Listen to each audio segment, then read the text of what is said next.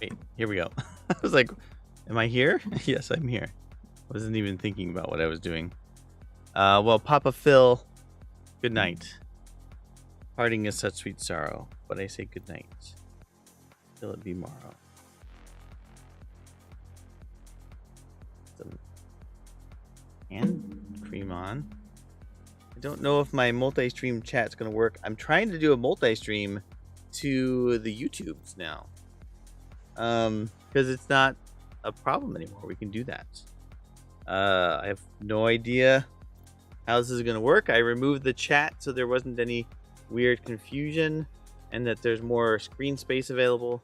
I don't know how that's gonna work either. So we're just gonna figure like everything else out. So apparently the multi-stream chat is not showing everything though. Or maybe it is. I honestly have no idea. Let me see. I'll do a test. Testing 1, 2, 3. Oh, I don't have my work gloves on. I put those on too. Oh, I guess it did work. All right. Well, we'll assume that it's working until it's not.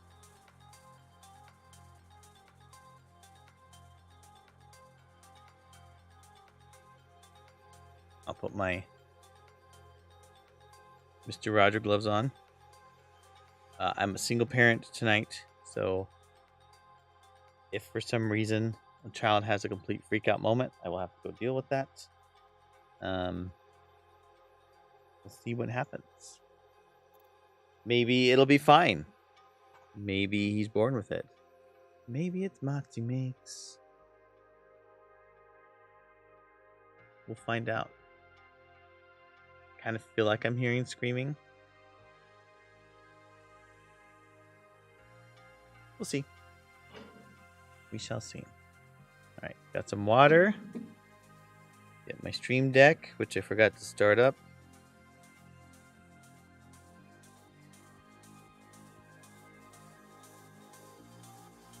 And it's here.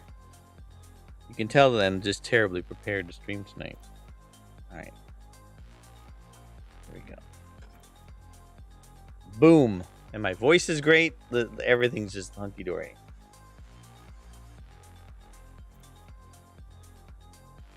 I hope. All right. So now we get to work. It is probably somewhat of just a working night anyway. And it's I don't want to call it drudgery night, but it probably is a little bit of a drudgery. Did I ever build this? Let's see. Process pre-actions.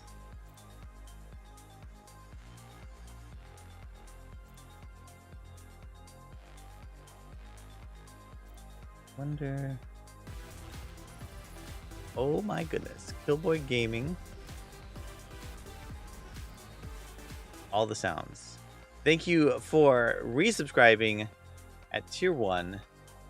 I guess you're going to live in the execute code. Don't read into that. Let's put your name and date on this one. How you doing tonight, Killboy? I hear some stomping.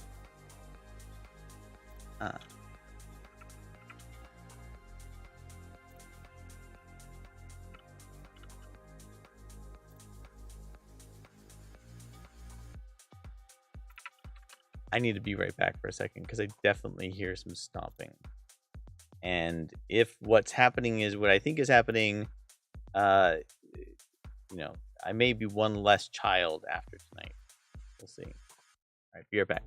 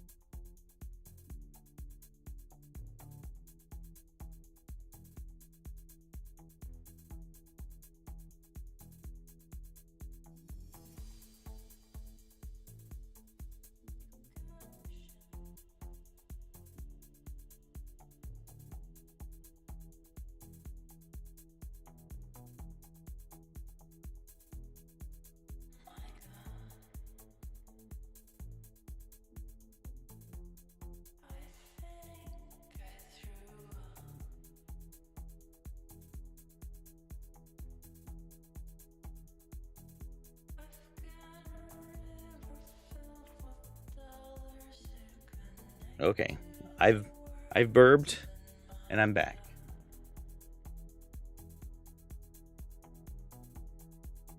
It's the first time using this multi-stream thing, so I'm a little nervous that it's gonna miss chat.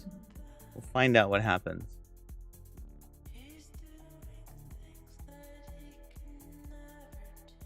Apologize for my funky voice. It is a bit of a funky voice. Did my burp go away? I think it did. No more burp. You rock. Thanks for the tier 1 sub, nobody. Yo boy. Gaming. Alright. That was from the YouTube side of things. I'm sorry, the Twitch side of things, not the YouTube. What is this thing that's not battle sequence node? What's wrong here? Why is it showing as build pipeline tasks? Yeah, that's dumb. Why is this here?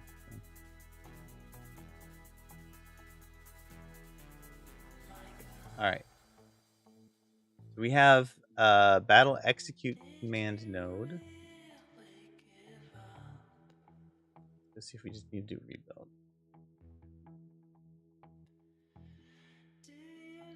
Multi-stream, baby. I'm trying to stream on the YouTubes as well, because now Twitch allows multi-streaming, even if you're whatchamacallit. So I figured I would try it and see how it goes. You know, it doesn't hurt to stream to more than one place, 2 places even. We'll see if there's any value to it, I suppose.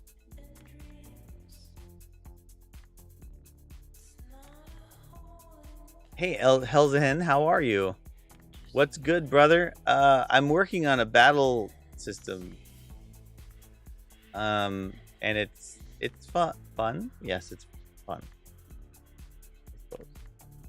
A lot.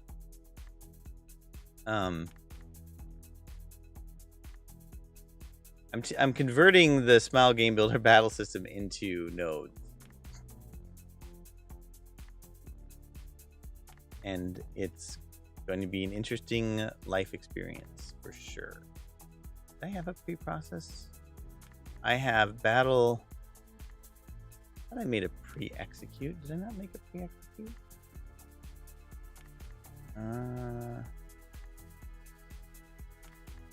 Yep. I must not have made pre-execute. No, I didn't. What is? Oh, because pre-execute doesn't do anything, does it? Like, it's like a non.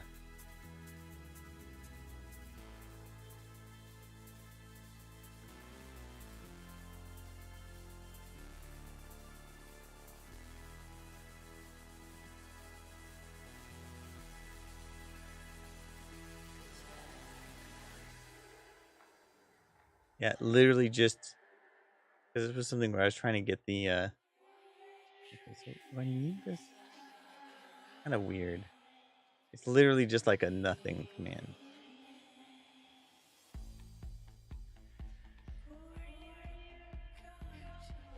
I guess I could re-implement it for now. See what happens. Yeah, so I'm taking the battle system that exists in Smile Game Builder. I'm making a node system out of it. I was actually thinking about this a lot lately. So basically, when you're trying to change fundamentally how something works, at least when I'm trying to, there's a couple ways you go about it. I could go back and like completely rebuild from scratch a full battle system, but then I'd have to kind of reinvent a lot of the wheel. So one of the things I do is like, okay, if I want it to be a node-based system, the first thing I do is create the node structure that matches exactly what currently works. This is not really, I think, long-term how I think the battle system should work, but if I have it in a more modular system, modifying it will be a little bit easier later, theoretically.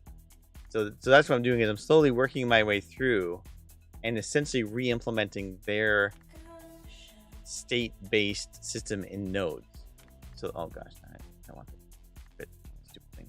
And then as long as I can make sure that it still works as it currently works, I don't really need to do anything crazy. And then once it's working that way, then I can like pick a node or adjust a node or adjust some fundamental aspect. Partly it's also to relearn how all these pieces fit together. I'm kind of annoyed by this. I'm not sure if this is actually needed.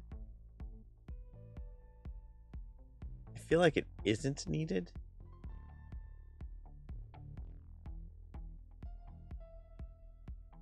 But I'm hesitant to remove it entirely.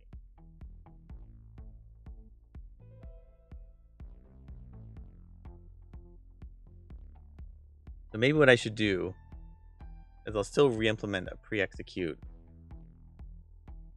And then if I don't need it later, I'll just get rid of it.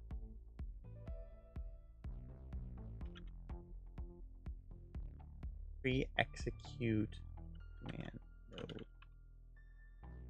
Twerking Alterium. Yes, twerking. I'm twerking on. I'm you know, when you twerk it, you know. Oops.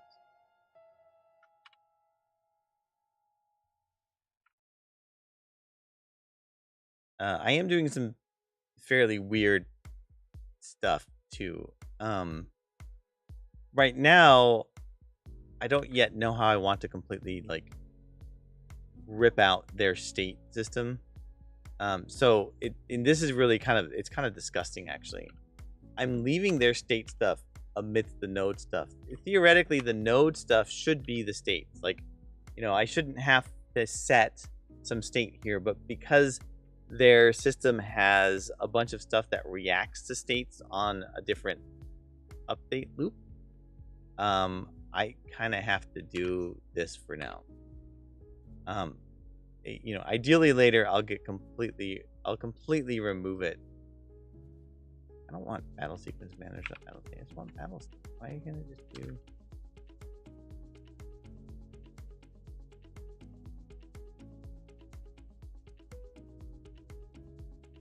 It feels a little icky. Battle sequence work. How are you, Helzahan? How goes your projects?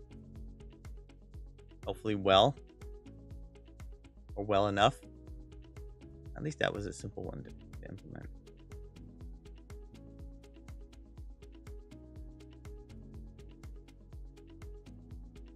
Like, nothing about this makes me feel good. I'm making these like concrete labels that are, you know, fixed state, and I really need something more variable.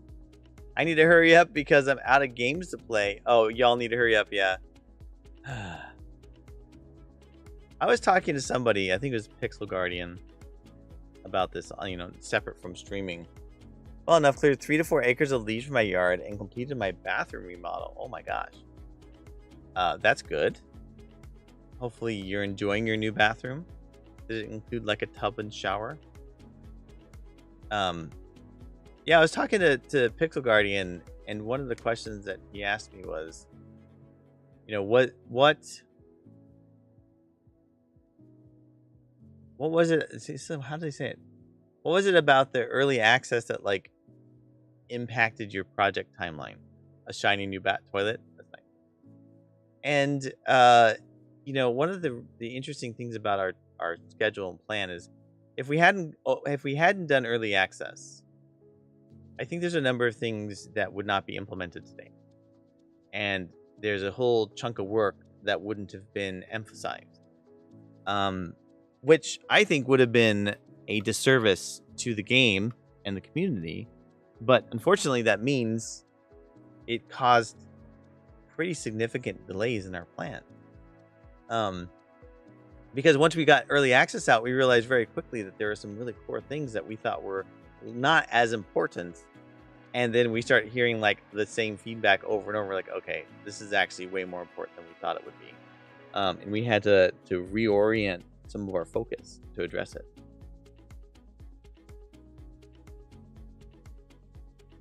I really think the way you're doing this is the right way, though. Listening to the fans, hearing them improving. Yeah, it it's it's hard because and this will come out obviously soon. Is we had wanted to release by the end of this year, and even if we hadn't done early access, we still probably wouldn't release at the end of the year because there are so many components to launching a game that aren't directly related to building the game, like the localization, the scheduling around other launch cycles are super important, porting to different platforms.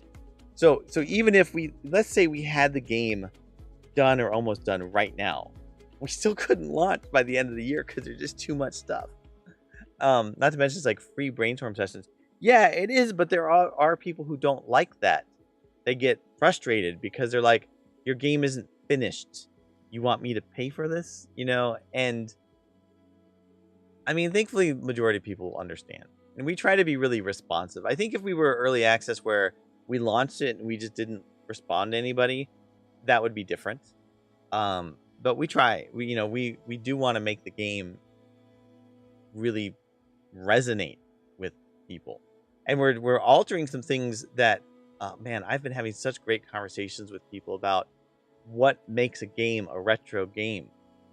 And it's so intriguing when you think about making a game be retro and like really being authentic to retro style games versus meeting the current demands of modern era games. Yeah, free brainstorming. Those people can enjoy it later and shush. I do a lot of Kickstarter campaigns for this exact reason. I like to hang out in Discord and submit bug reports, etc. Right. We've considered Kickstarter, and I mean, maybe we could have been successful doing it, but having had a publisher, we still have a publisher, and getting funding that, was probably more than we could have gotten from a Kickstarter, unless we were lucky enough, like Sea of Stars, and just get like $1 million plus. Oh, which we didn't. Like spending the time to do a Kickstarter wouldn't have been as valuable as crunching on work, which is all I've been doing with my life. Again, I'm sorry for my voice. I've had a cold for more than 10 days, and it sucks a lot. My voice has not recovered from it yet. Okay, so I need to do check battle character down. We're going to do a new one. Okay.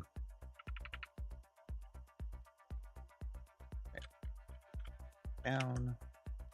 I don't think I made a check character down one today. No. Coral Island is probably my #1 Kickstarter game so far. They've done such an amazing job. Oh, have I seen that one?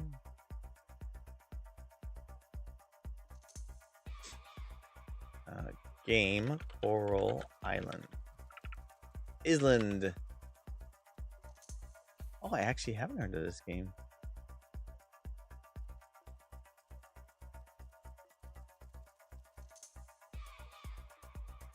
This is cool. It's like another farming type of game, farming sim.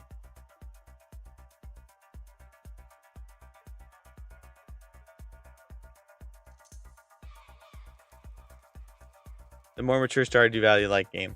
Body positivity accessory. The story's great. The gameplay's great. Cool. I've missed just a whole era of video games. I just haven't. I think there's a time where a game and a genre style can capture your attention. And if you miss it, you don't get into it. So when I was in junior high, they had Sim Farm, which I thought was kind of fun. But after, adulthood, a game like Stardew Valley would no longer capture my attention. And it's just because it takes energy, and I'm not totally into farming style games. I'm not into doing things that are like work. I've tried it a little bit, and I don't know. Something about those style games don't fully capture my attention or imagination. Oh, so this is check. So is there more than one check battle character down? Yeah, there's a second one. Why is there a second one down? This is stupid. Why do they do the same thing? Oh. It literally does the same thing. It's so dumb. Okay. Well, we're gonna implement, and then we'll see if we can consolidate.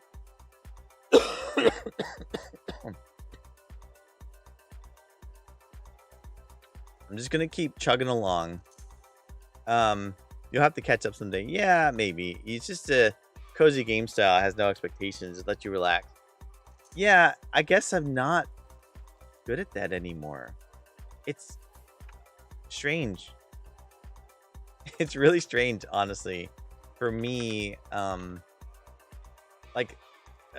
spending time on casual games isn't really my interest anymore. When I did do casual games or cozy games, it was in the era of Flash, like Congregate, and I'd find games on there, and I would get it. Well, a lot of them were like the evolution games, where you like start at a certain level, and you've got to build up your character, and then you can like do better, like monsters rushing a wall or something. I kind of overdid it, and I would do it when I was working at like a startup. So like occasionally in between builds or things are happening, and then I just stop.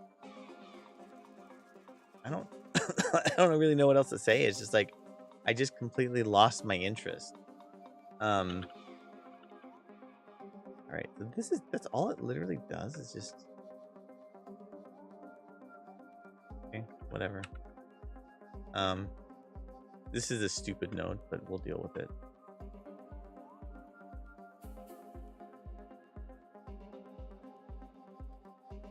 I mean, Minecraft I got into for a bit. Minecraft is like, but instead of being a cozy game, it's like a sandbox, right? A toy, essentially.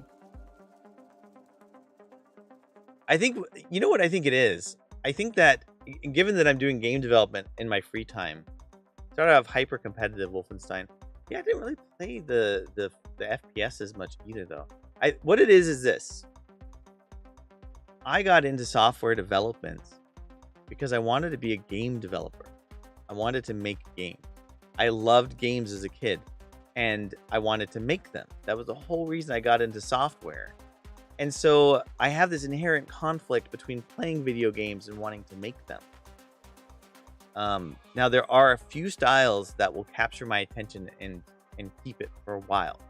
I liked side-scrolling narrative story-based games like Limbo or Inside and things like that, or similar games. Like I was playing Little Nightmares for a bit.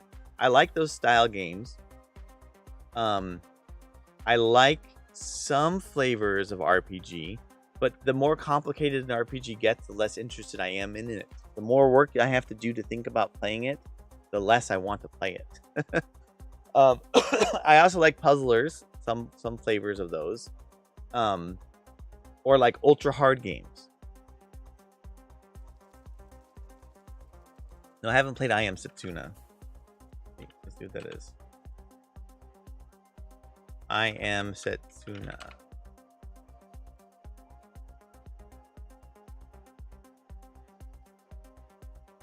Inspired by Chrono Trigger, is a great homage to the JRPG masterpiece. No, I haven't. It's one of those beautiful story games with a narrator, etc. Okay. I don't like games where voices speak. Usually, I don't like them. I don't like voice acted games. I don't know why. I mean, it's very weird to me because the scope of games available nowadays, I wish I could have had as a kid. But now I see all these games like, I tried them. It wasn't really doing it for me. I couldn't tell you exactly why. It's just The funny thing, uh, when I was a kid, it was just what the thought. Final Fantasy, Fantasy Star, Star Ocean. Yeah, I didn't have a Genesis, which I think Fantasy Star was on, right? Um, Final Fantasy though, and all of the Square or Square Enix games. Um, I mean, I even liked the game The Seventh Saga, which is honestly a terrible game. I tried to play it recently. And I'm like, oh my god, I can't believe I liked this game.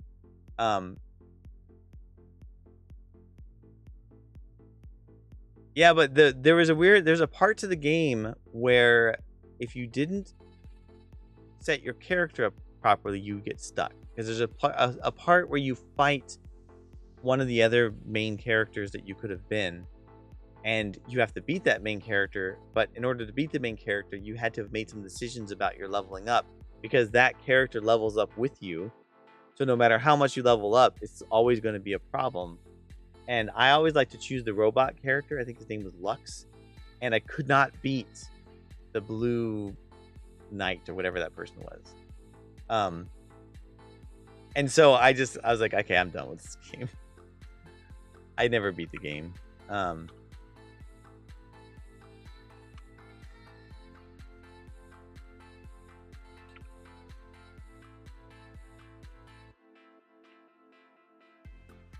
But you know, there are games that occasionally have grabbed me for sure. And like the thing is, like I actually like a lot of games. I like a lot of games, and I really have liked indie games. There was a game called Party Hard. I really liked that one.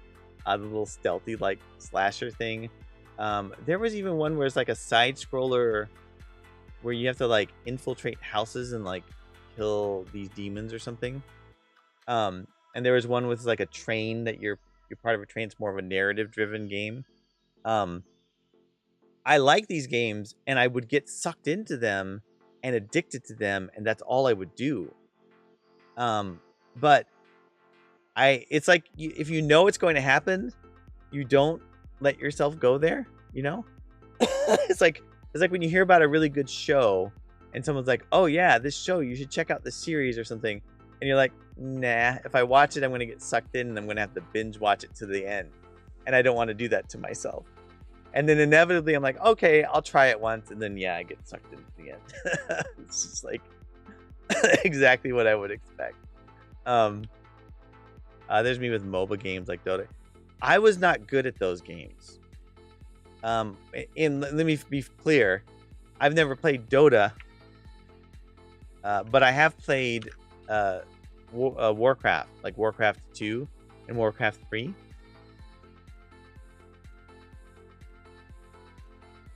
Games that had strategy, I was very bad at. I'm not good at strategy style. It's not my thing. I liked them. I liked playing them. But because I wasn't good at them, I never really wanted to keep playing them, especially when other people come to play. Sometimes I forget you're old. Me? Is that a compliment, I guess? I'm really old. I'm 42. I was talking to my 3-year-old today. I was like, you know, when you're 18, I will be 57. I'll almost be 60. Getting old. This is not the most like intensive work I'm doing right now. I'm just literally porting code to my node system. So it's actually kind of nice. I can just, blather for a bit. Okay. So this is a problem. We have to have we have a non-finish and we have a finish event. We have to have 2 nodes that we add to this. And we're going to return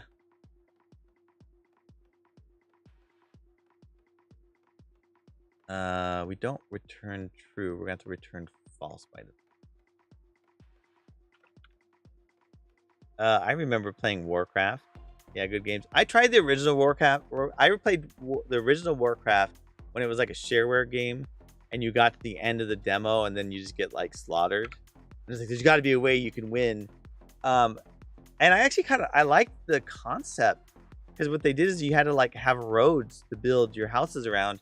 But I think they realized that it wasn't as fun to have roads. It was better just to be able to build buildings. And so that's, yeah, I remember that from way back in the day, the new style game.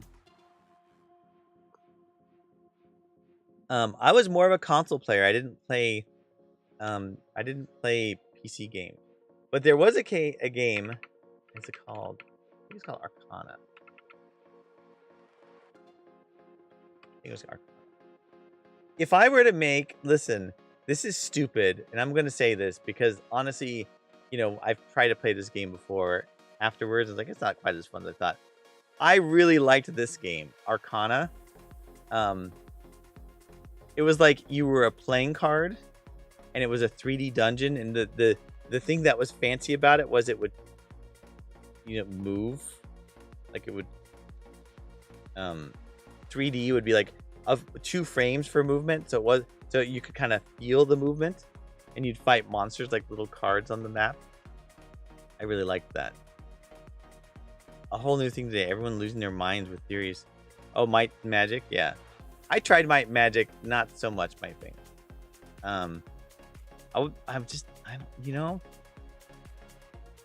It's so like, how do I say this? Blizzard, with WoW. Okay, with WoW. Got it.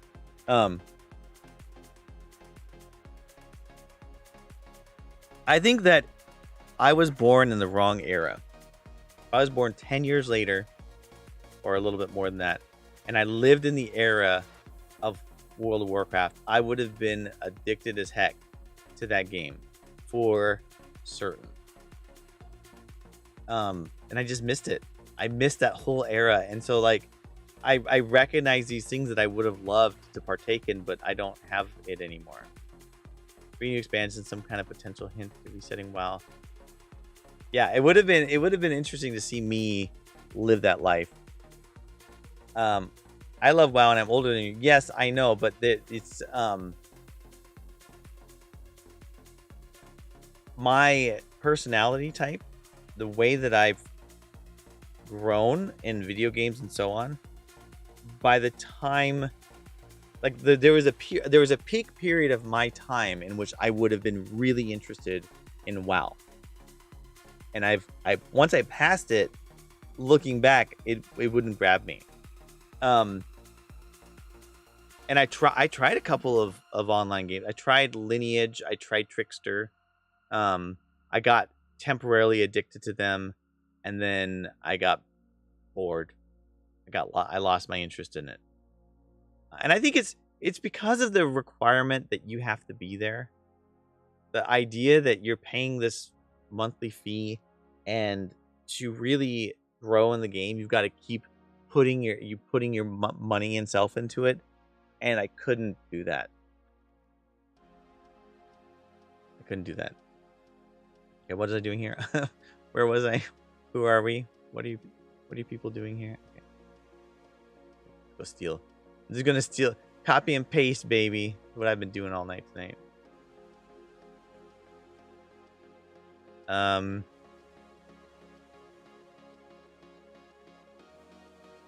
37, was addicted to WoW for years. So 5 years even. WoW wasn't even my first MMO. I was submerged in MMOs when I was 14 onward. Dark Ages, kind of like, yeah, when I was a kid, we didn't have money. So they did have, what was it? What was the name of it? Ultima Online? But I didn't have any money to play Ultima Online. So I couldn't get into that. And I dreamed about making games like that. For sure. I really liked the idea. I would love to have made a pixel-based MMORPG type of game.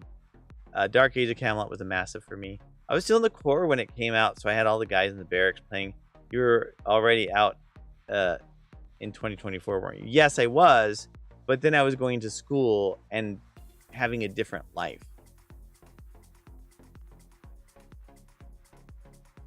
Like, it's true, and my life was different by that point. When I was in the Marine Corps, also I was in the infantry, and so I didn't have as much at home time as people that were not in the infantry. I know that you were an engineer, Killboy, but still, like, infantry were doing a whole lot more stuff. My first time I was literally mailing $5 in the mail to a guy named EJ Thaler for a month subscription. EJ Thayer, yeah. Yeah. So, like, I don't know. I mean, I did try. Like I said, I did try some games. But let's see. I got out of the Marine Corps, and then I went to college. So I was going to school full time. I moved to Minnesota. I was working full time, so I got a full-time job working at a veterans counseling center. And like the amount of mental energy I had to play video games was very minimal. And at that time, I was like, now that I'm out of the Marine Corps, I can pursue my dream of doing game development. So I'd keep trying to do development on the side, but I was just very bad at it, as I am now not doing development while I'm streaming. So I kept trying to do development, and I just didn't. And I was a Mac user, so I also didn't have a Windows machine, so I didn't get a lot of Windows games because most of these games were not available on Macs. So I just didn't get into them that way too. I didn't want to buy a console again. It was just like, I got out of the Marines. It's like, now that I've accomplished this experience, I should do something productive with myself. I don't want to get sucked into video games again. So I just didn't. I started swing dancing and with all the working and swing dancing, and where I met my wife, by the way, I just never really got super back into video games until, I played them off and on. Like, I played Half-Life 2 for the first time in 2006 or something, 2007. I was gonna say earlier that, like, I'm this weird, like, I'm a nerd, but I'm not nerdy enough, and I'm not cool enough.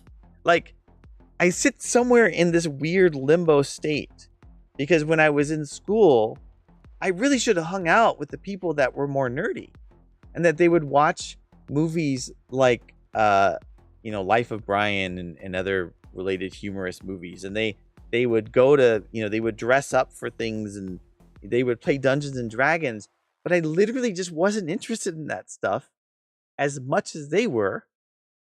And while I got along with those people, I didn't feel like I fit, but I also didn't fit with anyone who was cool. So I had some weird, like, I lived somewhere in between everything. Like, I didn't have a lot of friends in my grade, but I had more friends in, like, the grade behind me. But I don't know. It was so weird.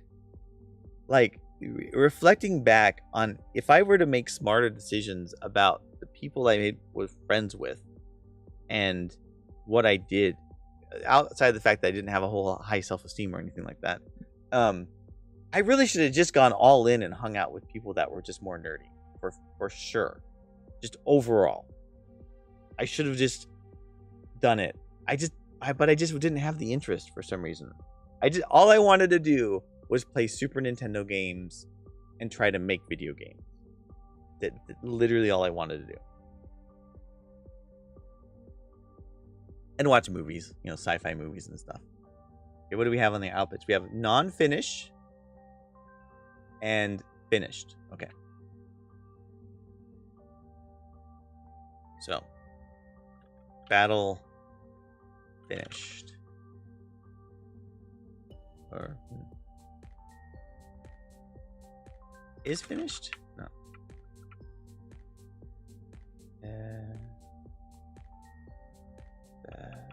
Battle is finished. Let's call that. Battle is not finished. Battle is not finished. Battle is finished. This is my way of my copy paste. I don't really like the way they do this output port thing. I think after like fighting with the way that this system works, I gave up. I was like, fine. I'm just going to use this stupid thing because I don't want to figure out the better way. Or maybe there is no better way. Who knows?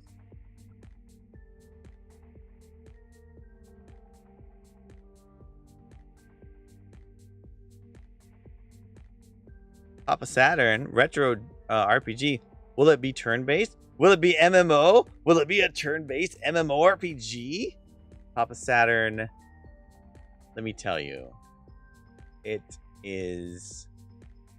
Here. It is turn-based. No, it's not going to be an MMO. Although I have said that if I had... what's gold right there? This is the game, Alterium Shift. It is currently, demo is currently available. It's on early access. It is turn-based JRPG. It is a 2.5D perspective, so it's actually 3D world with pixels. But you know, it's trying to look like the classics games. Yeah. So, you know, if you haven't heard of it, check it out. Drop a wish list if you are so willing. Check out the demo. If you want to support early access, by all means, you know, dive right in.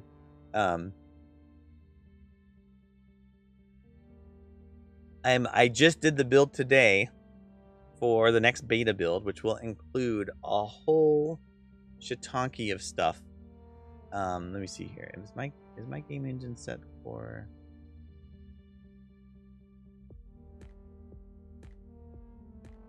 Just say this real quick. So I don't recall the last beta push that we did. So basically we have early access, but we also, for anyone who bought early access, we have a branch called beta that if they decide to use it, they can see some of the stuff that's in flight. Hey gamer, what's going on, Tom? And so like this menu is available. Quest log is available. The bestiary will be available. I need to still make the 3D objects work there. We have 5 languages currently in here. That's a little weird. Why is that doing that? I don't know. Oh, look at that. But anyway, we have 5 languages that are currently for Act 1. We haven't done the whole early access yet, but it's still in the process of being tested. Right now, all of this stuff is in what they call the LQA process, the localization QA process. There's a lot of, you know, fixes pending, but I figured, what the heck, let's get this out there now. Oh, look at that. I can't go up. I can't go from cursor position to message speed. That's annoying. Okay. I should go fix that now. That's weird. Not at all what I'm doing right now. Hey Tom, by the way, how are you tonight? Tonight? Yes, you're more night than I am. The dark night, Tom. Settings window, right? That's what we're going to. And we were on the main setting window, which would be game cursor position. Why is this not? It's just set to vertical. Let's get vertical. Vertical. Well, I guess I'll just fine, whatever. I'll just do explicit. I hate doing the explicit option, but this was built a while back, and I haven't bothered to do it the dynamic way. Okay, that's fine. That'll fix that problem. I thought I fixed that one.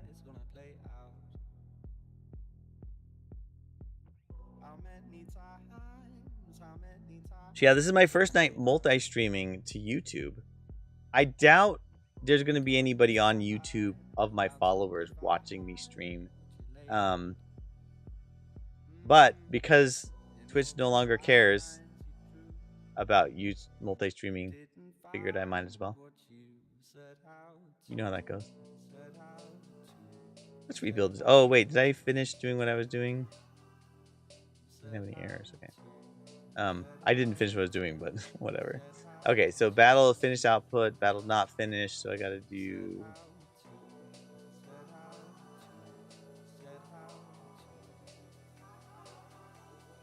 Battle's not finished output.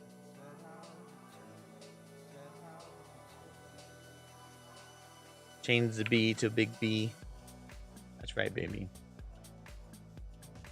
So I'm not trying. So I have to. There's a part of my brain I have to turn off when I'm doing this work right now because I really want to do things the proper way, and the proper way is not what I'm doing.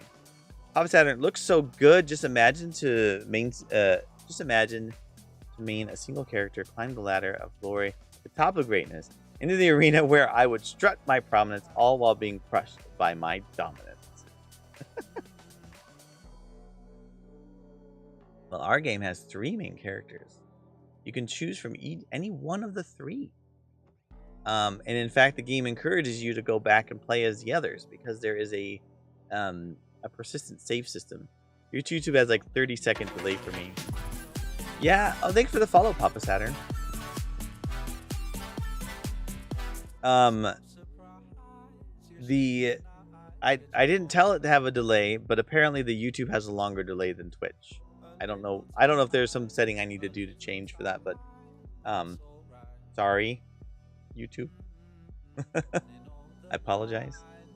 Yeah, the game has a persistent save system, which we're still enhancing over time, but essentially things will change based upon certain actions that you take in the game. So if you go back and play as another character, the game experience will be different. Face, oh, I see face blue white eyes, which I don't know what it is in YouTube. I got to get a better multi-stream chat because the multi-stream chat doesn't carry over the icons. If following you, I will ever decide to go that route. Okay.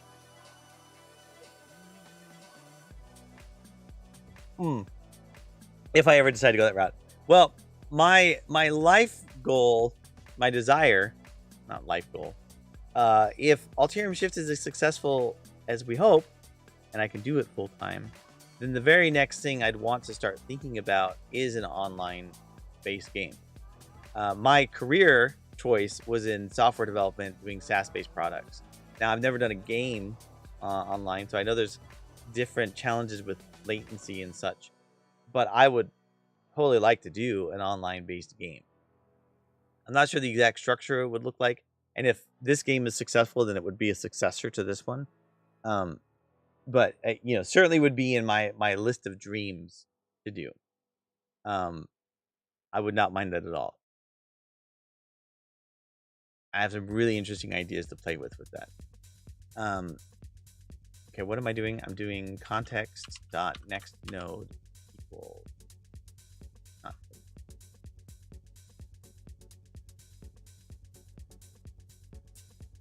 Okay, so this is just telling it like it's gonna, even though I'm setting state. So basically the reason this is sort of disgusting is the current engine, which I'm enhancing, uses a battle state system.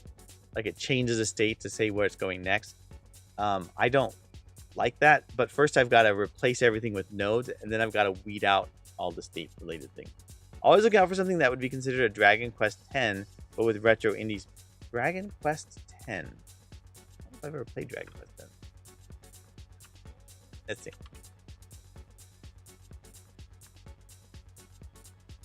Is Dragon Quest the Dragon Warrior successors? Looks cute.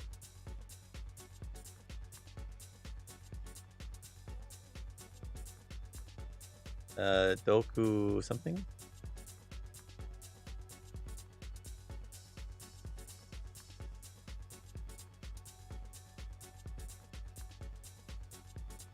Yeah, it's got to be the Dragon Warrior successors, right? Because it's the slime.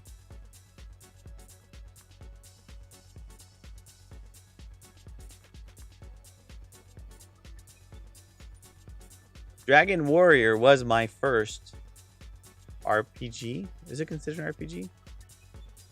Never released. Oh yeah, someone probably still no one translated it anyway, because I know that sometimes happens. They still get the ROM and someone does the translation. I think this is all I needed here. Let's go see. I also got to go get all the states and mess with them, but don't worry about that in a minute.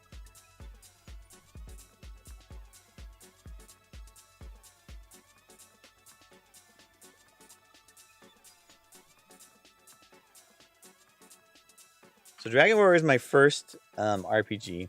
I didn't even know what an RPG was, to be honest. I didn't understand.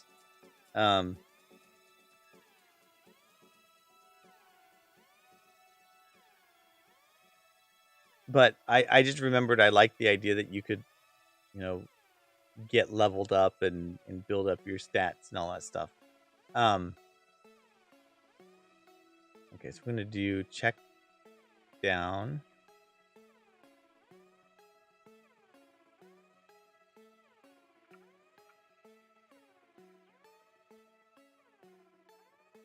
I remember trying to hunt metal slimes.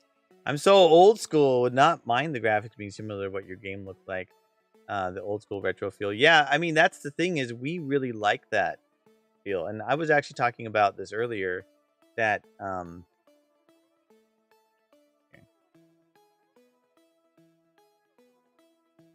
the thing is I was trying. I'm basically so our company Drafty Games, me and Drash Ray, it's me and one other person. We like the retro aesthetic. We like the feel that the game almost looks like it could fit on an SNES or like a PlayStation. We're not so certain how well that resonates with the market. And if you compare with a game like Sea of Stars,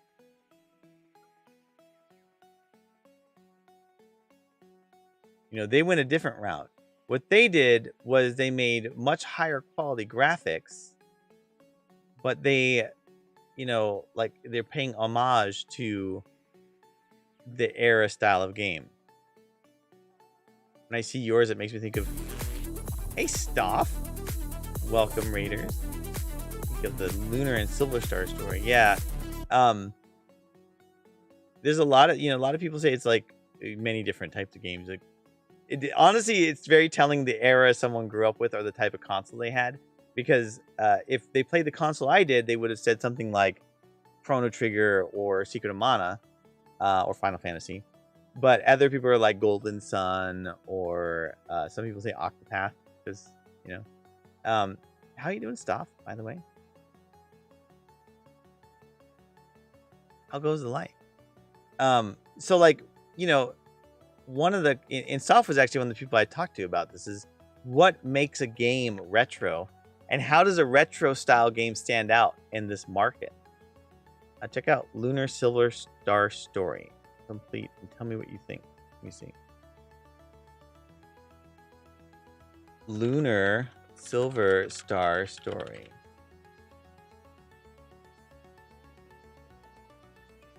Oh, this is like is this a modern? When was this game made? I feel like someone mentioned this before, actually. Lunar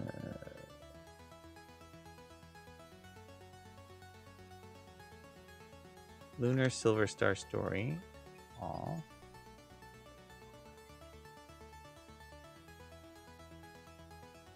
Japanese, 1996. This game came out in 1996. That must be a remake I was looking at, right? No way that the graphics were that in 1996. Was it?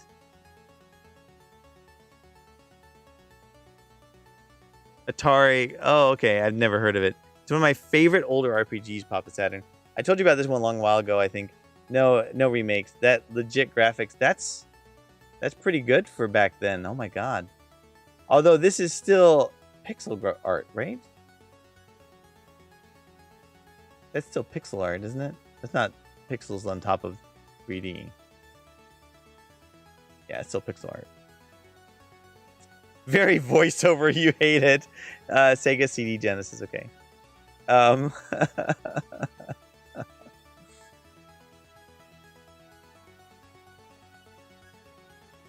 That's cool though. Looks cool.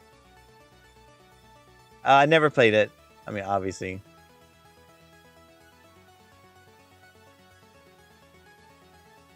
I was saying earlier, part of the problem is finding the time for these games now, right? Or maybe it's not even the time, it's the energy. Let me see here. So I want to go back to where I was. Let me look at battle finish check.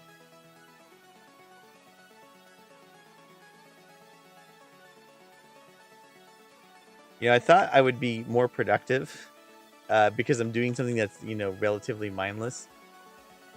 Nope. Still not super productive.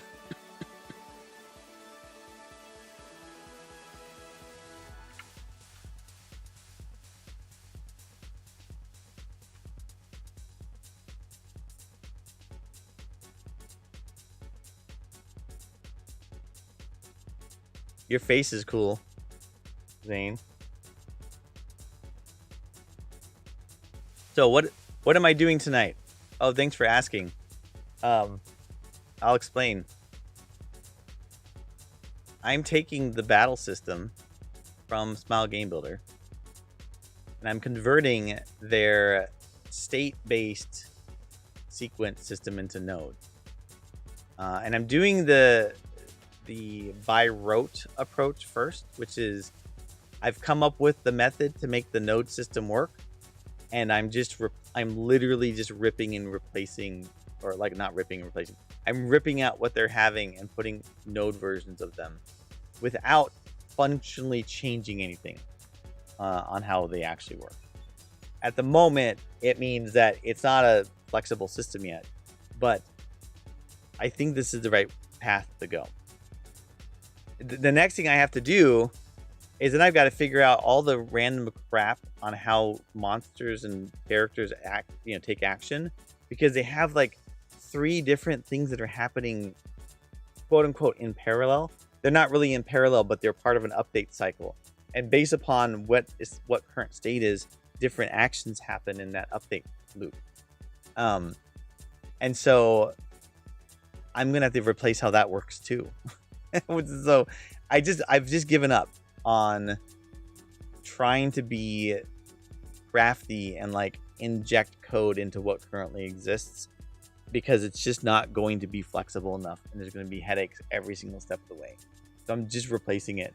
I'm just going to eventually I'll completely wipe out their state-based solution and have nodes that we can change around. What would be cool, because theoretically that means I can make a different type of battle setup for a different situation. So for whatever reason, I want a different battle style within the game, I can do that by just having a different graph that represents the battle sequences. But first I have to normalize it into my node-based system. What was I doing? I was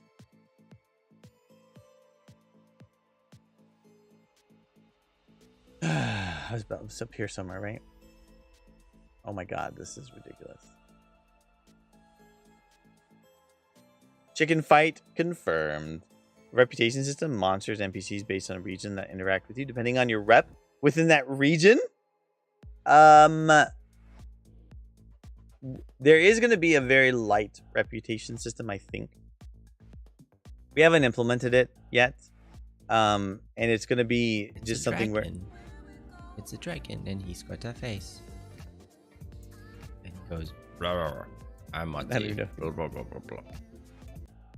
Thanks, Pixel Guardian. Oh, I saw the hydrate. I have my multi-stream on, so even though no one is talking from YouTube, the multi-stream doesn't show me all the different little messages on the sides. So there will be a light reputation system, and the monster system is something I still have to adjust. Right now, the monster battles are effectively scripted battles. So every monster battle is like actually just something that's placed on the map, and the way they interact, all that stuff is like scripted for that fight. But I want to make a behavioral system for monsters. I didn't know what that would happen. Yeah, I have a couple of like redeems for funny little flips that run. Okay, so I forgot that we get into like hell down here. Look at all this stuff. Battle command type. Execute battle command. Okay. So we were in ready execute.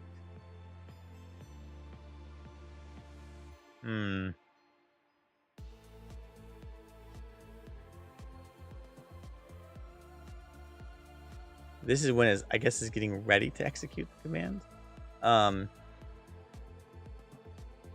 That's not fair. Set status. I hate these ones. This is like the, I have whatever.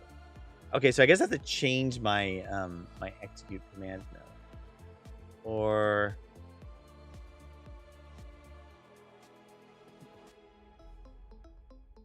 execute command node. I'll change it. Dang it. Let's go back here. I'm not sure if I can I change it and have it retain its information?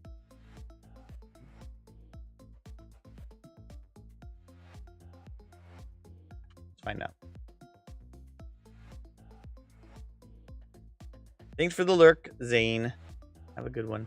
Scripted isn't they aren't random encounters. Yeah, but also that here, I'll show you what I mean. These are our graphs. Plains north. Oh, it doesn't work with enter. Where are they? Here we are. Okay, let me see if I can figure out where it is. So are these monsters? This might be monsters. That place battle.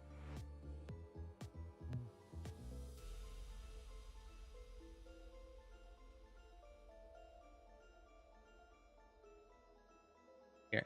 Okay, so the blue is a place battle. Okay. So he must have some of that stuff is just existing in his nodes. Okay. So here's an example. This is actually a little bit more complicated because this is the node for the dog encounter when you're trying to rescue Flurfykins. But this represents the object, like the character, the monster on the map. And these are what are called sheets. A sheet represents a flow of execution based upon conditions. So whatever condition is true, that's the code that executes, for the lack of a better term. So any monster encounter you have, there is some event like this represented that has a bunch of conditions that check how close the player is or have behaviors of the monsters on the map, and then based upon the conditions that cause the battle, it'll run through a sequence of events that eventually do this place battle command that cause the battle to happen, which is fine, but it's inflexible. If we want to fundamentally change how monsters work, we would have to go into each one and change it. And what I'd like to do is have this idea that a event represents a monster behavior, and you can have the monsters doing things like in Chrono Trigger. I really like that, especially in the very beginning where you have like two imps that are kicking a ball back and forth and then it turns into a battle. I like that, but I want it to be something where you script the characters doing their own thing, but when a battle is going to happen, the behavioral effect, like that they chase you, or because I want to have it so you could run away if you start getting chased by a monster. Right now you trigger a battle and you stop moving and then the creatures come and attack you, right? And I really want to make it so you could actually like kite them a little bit and then they'll go back to their spot. But to do that, I need to make it a behavior so we don't have to like manually script it. So I've got to make something that says like, this is a monster and here's the core behaviors. They will chase you and they'll chase you up to X. And if they don't catch you, they'll reset and go back to the beginning. I want to make all of that behavioral logic. Because then we're going to have things like with Atlas, you can shoot things on the map. Right now, you can only shoot things on the map if you go to a little glowy spot on the ground. But we also have the ability to make it so you can just shoot arrows in place, like just real quick, like shoot from the hip type of thing. And we want to make it so you could shoot monsters before you fight them, so you could like pre-damage them.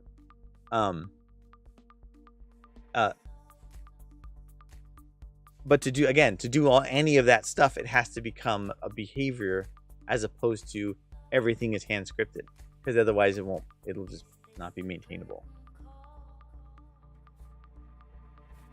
Totally unrelated to what I'm working on, by the way. Thank you very much for your distractions. I appreciate it. I don't mind distractions, actually.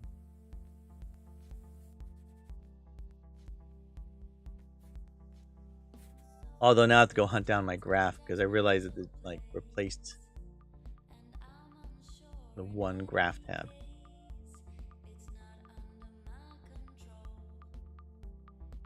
It's okay. One thing about the battle sequences, once it's set, it won't undergo a lot of changes.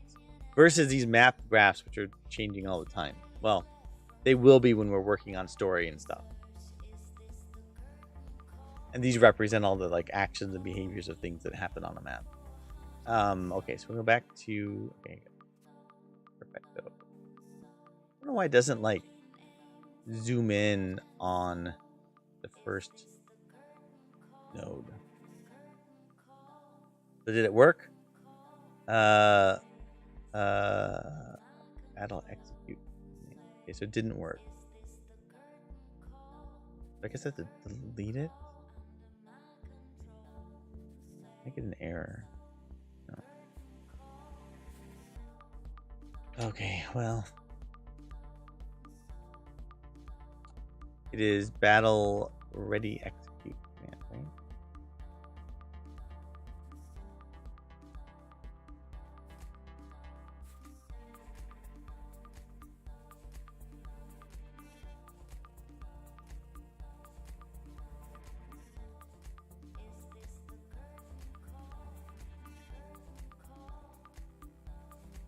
I do really like using Xnode for this stuff, though.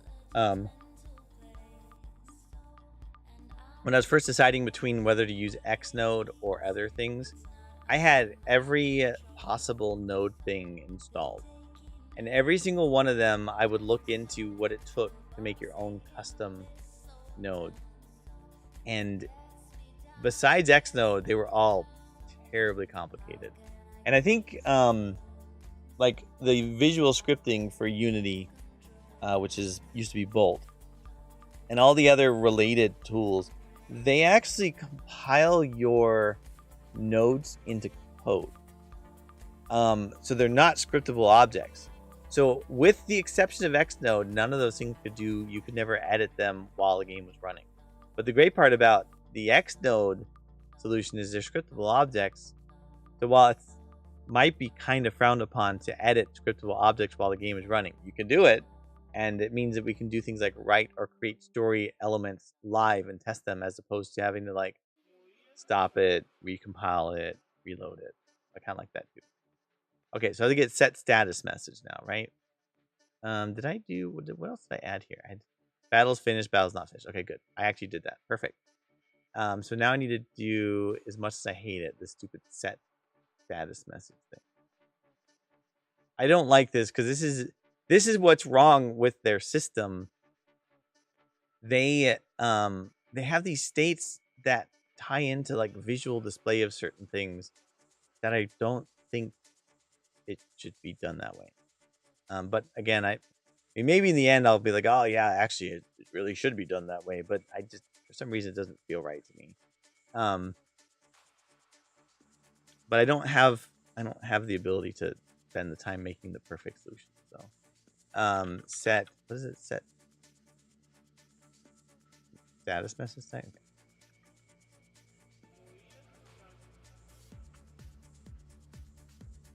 Oh, I gotta put node at the end of it. I don't have to, but I like the convention of putting node at the end.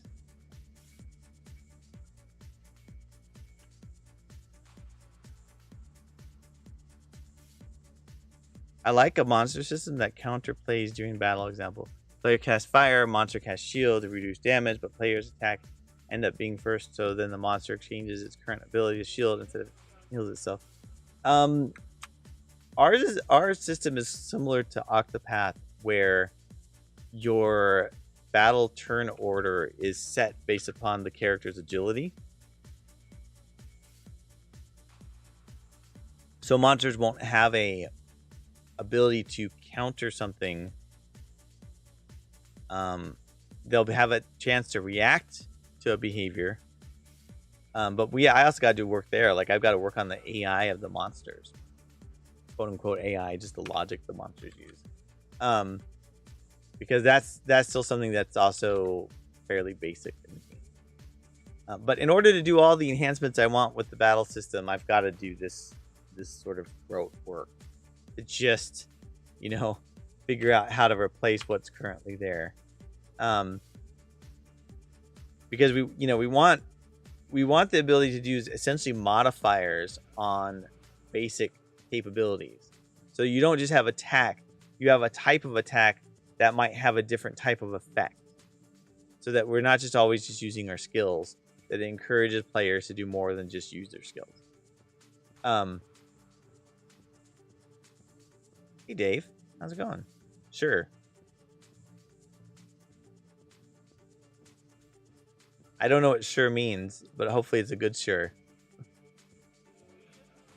Not a, yeah, Monty, you're dumb. Don't do this thing you're doing.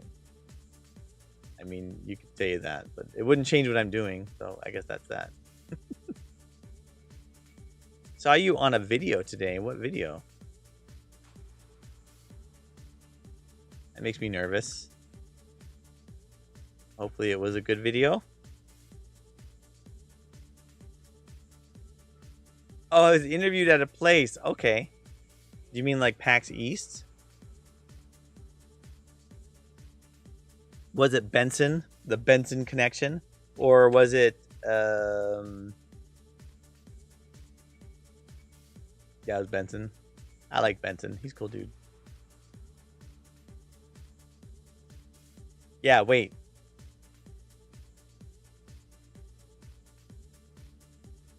I'm waiting. Should I hold my breath? Okay, so no matter what, we're going to change a state. No matter what we do, we're going to change a state. Now, the question is, I feel like this could be in the same bucket.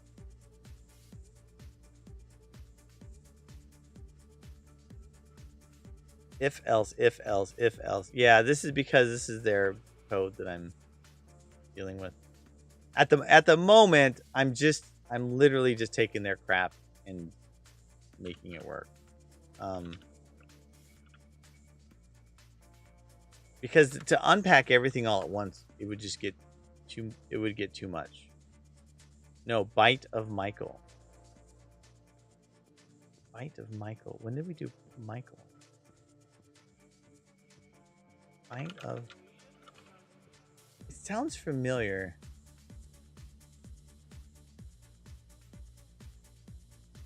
Oh, yeah. So it was PAX West. Oh, he just posted it. Funny. Oh, that guy was nice.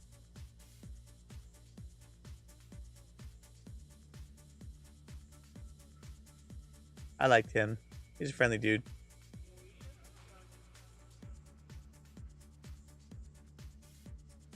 Is that Motzi? Did he call me Jeff, or he didn't use my last name, did he? I introduced myself as Jeff at the show. It was just, more personal to give someone your real name. Hey, Wallaber, what's up? Jeff Galauschewitz. Yeah, exactly.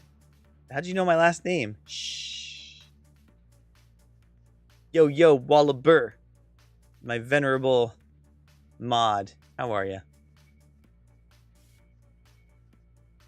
That's why I call it a counter mechanic. So even though you use ability, you have to stick with it.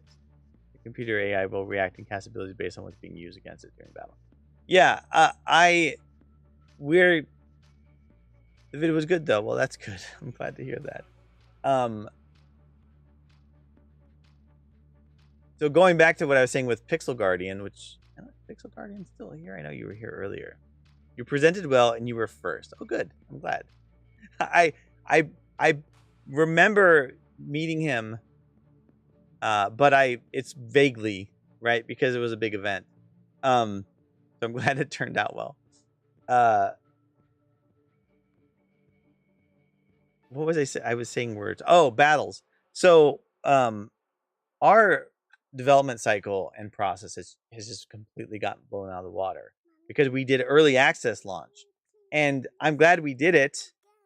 But it had, what's the music? Weird. But you know, one of the major things that we got feedback on was the battles. Battles are too basic. We really need to improve them. And we've known we have, but we thought maybe we could get by longer. But it just became evident that we really, really need to nail the battle system. So all these feedback, Papa Saturn, yeah, I mean, like, there's a lot we have to do to make the battles better. Could be first if you don't watch the whole video. Yeah, I mean, I'm appreciative that we're first. I'll have to watch it. I can't believe it took so long for him to get his videos out, but I guess it's a lot of editing. I'll send this over to Drast so he can take a look at it. Because I don't know if you guys know this, but I'm streaming right now. In case you were wondering, I happen to be streaming at the moment. So I'm not gonna watch this video, but I'm gonna send it to Jacob.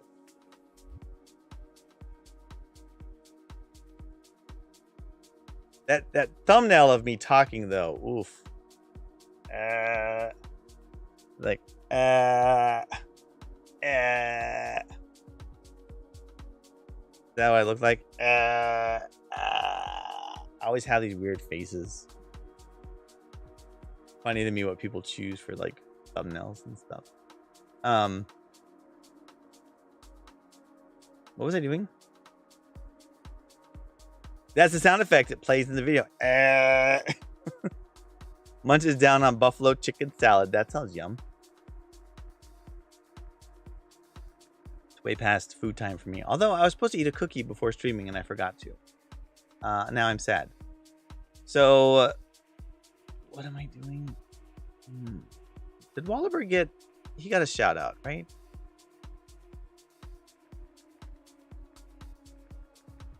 Might have not. Here. Do shout out. Shout out? Wallaber. Give Wallaber a solid shout out. Wallaber's cool. Now you can have the cookie after stream. I can. Finger guns. Hey.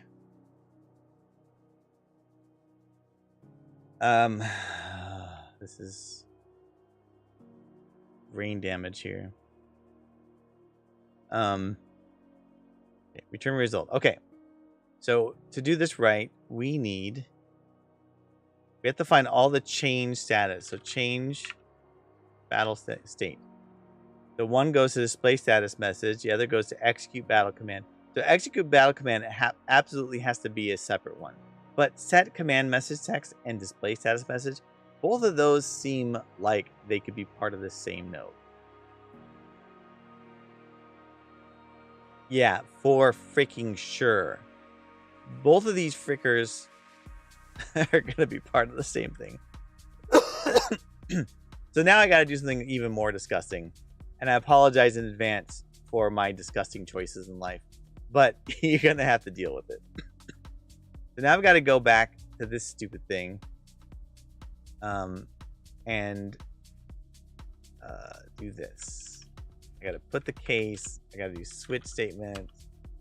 I got to steal this crap here and put it at the top.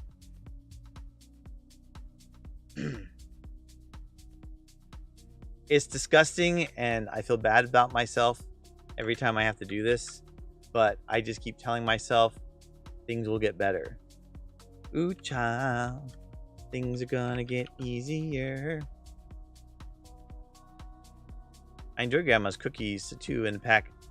Two in a pack. Sadly, don't have, so going to default chocolate covered raisins. That's fine too. Sartaj, how are you? You know you have an avatar around here somewhere, right? I'm pretty sure you have an avatar.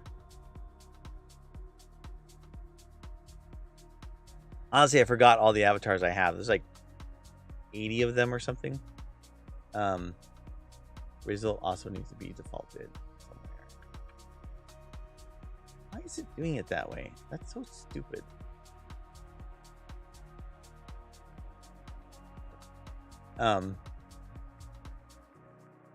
Think so. Me for gore.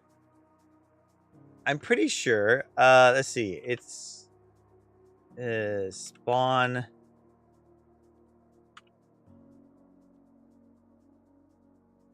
Yeah, there you are. Here. That's you. That's your avatar. Little like weird squishy. I would probably do animations differently now. And go back to be Mati. Remember when I used to work on my avatar stuff?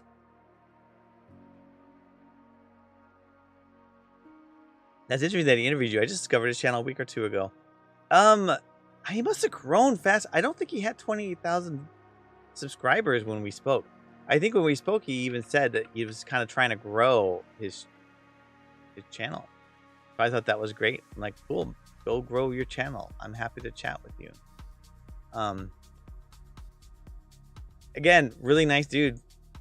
Very friendly and nice. You know, all that stuff.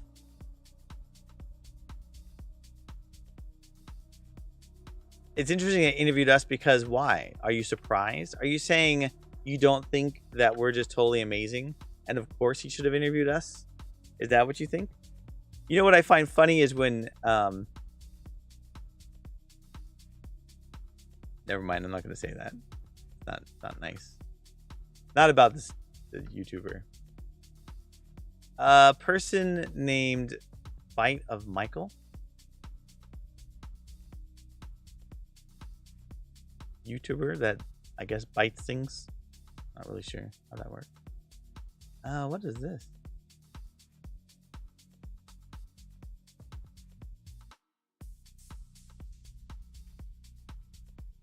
Oh, this has to be scoped. Okay, so that's why they scoped it.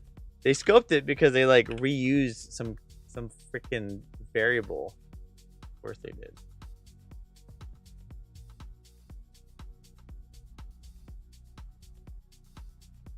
For Motzi is celery. FR Motzi? Why bother interviewing someone that has so much renown? Yeah, that's not what I was going to say. I was going to say that... I don't want to say it. I want to say it, but I don't want to say it. Because it sounds... It doesn't sound good. Has nothing to do with Bite of Michael. Let me say it differently. Okay. So when you're doing game development, there are assumptions that you make about games and creators and things of that nature. And occasionally I run into people who are making games that have an opinion of their game that's very high. Now, I mean, I'm happy with where we've achieved, but to me, some of it's a little bit unreal. And it, you know, it's just, I think it really goes to the stuff that Jacob's done, because Jacob's made a game that visually is appealing. And so there was somebody we had encountered at PAX that was very friendly to us, but also had sort of a, let me tell you the ropes sort of vibe, and talking about what you got to do in order to grow and stuff. And, you know, we kind of compared notes on, no, it's not you, Dave. We kind of compared notes on things like wish list numbers. And I don't think he realized just how many wish lists that we had at time. Because it was, you know, like 4 times whatever he had on his game. And it's not like this is why I don't want to say it, because it's not like I want to lord it over people or anything. It's just like when someone comes at me like, ha, let me tell you the ropes, let me tell you what it's like, I'll, you know, and I'm just like, dude, listen. I don't know what I'm doing half the time, but you don't either. So don't come at me like you're some like pro and you know all these things. And you know, the person was friendly, but it was just like when people bring that vibe to me, I don't really appreciate it. I just meant it's neat that I've stumbled across this channel again. I wasn't expecting to see someone else I know on the channel. I don't watch a lot of YouTubers, so like, you know, I didn't know who Mr. Beast was. Or Destiny, is that somebody? Or, well, I did know who that really cocky guy was. I don't like him at all. I can't even remember his name, but he rose really fast. Like he shot up super fast. But I don't know about any of that stuff. So like I only know of it ancillary, like people talking about that. I don't watch Mr. Beast. I don't watch Markiplier. But I know the name. I do know who MatPat is. I like him.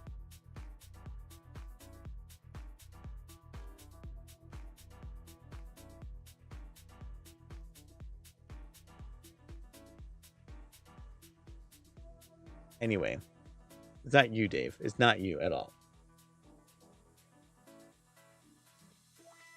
Also, Dave, how are you? Smaller creators tend to have better vibes, I find. Yeah, I mean, it's just about like, you know, time and ability to watch. You know, like I also don't like watching things that really suck me in for too much, because then I can't get work done. Thanks, Pixel Guardian. Oh my god. I have to show this. Oh my god, this is terrible. Yeah, this is how I imagine I look.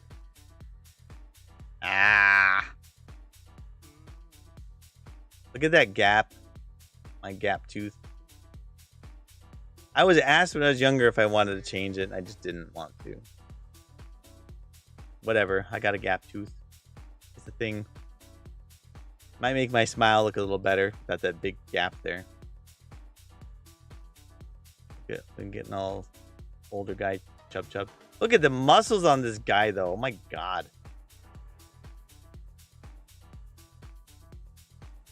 Oh yeah, I didn't. Right. He's got some guns, man.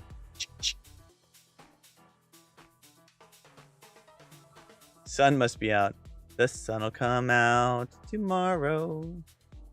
I gotta go look at the change stuff now. Change battle state. Okay. So display status message. All this stuff is in the same bucket, and set status message text, which is great. What it means is I don't have to do anything crazy here. The only time I have to exit this is when it's execute battle command. So the only exit is the place where it has execute battle command. That's the only time that we leave the node. I don't have to actually add any extra nodes or anything, or any like extra output. I don't think I do. Let me just change battle to make sure I captured all of the different states. We have display message text, which already exists in this one. Set status message text, which already exists here. Set command message text. Yes. Okay. Perfect. Okay. So that's great. So the next, whatever the output of this is just going to go straight into the execute battle command. What I'm going to do when I finally go back and like rework this, the first phase is going to be eliminating the state changes within the node, because what should happen is this either should never get set, or it gets set when the node is triggered, as opposed to as a condition to go to the next state. It'll change the pacing a little bit of the battle, but that's okay.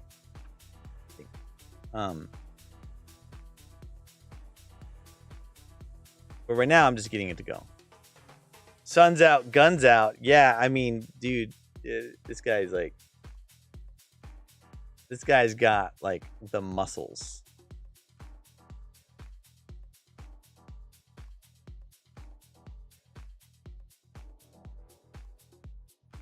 When his arms are not quite so, up to his face, they weren't quite so big though. I'm sure he works out. I work out. Okay, so we've actually captured essentially every single status message thing, which is cool.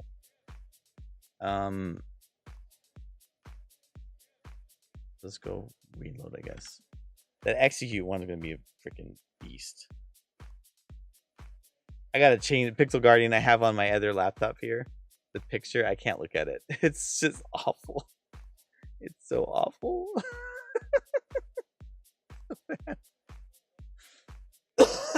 It's so bad, it's good.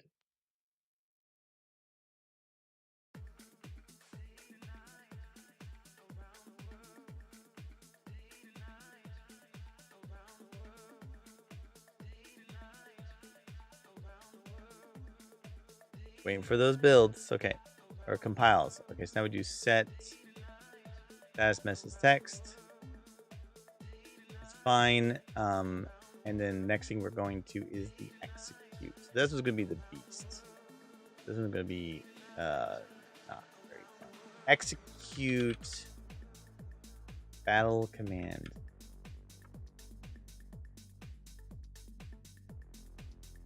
This one is gymongous. How many lines of code that is? I might even use set command effect. I'm not sure. Let's review this real quick. I feel like set command effect is going to happen right after the command. I know but it's like I can't. It's too I like in the corner of my eye. I was seeing it. I just can't. I can't do it. It's too much for me.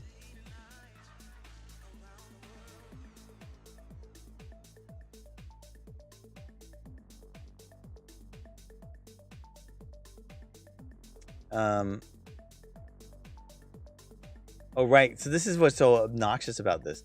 So basically, it's a switch within a switch. We have execute battle command, and then it does all this stuff. And then it does, based on the command type, another switch case here, which is all this different stuff. Now, I don't know if it changes status in this one. It might not.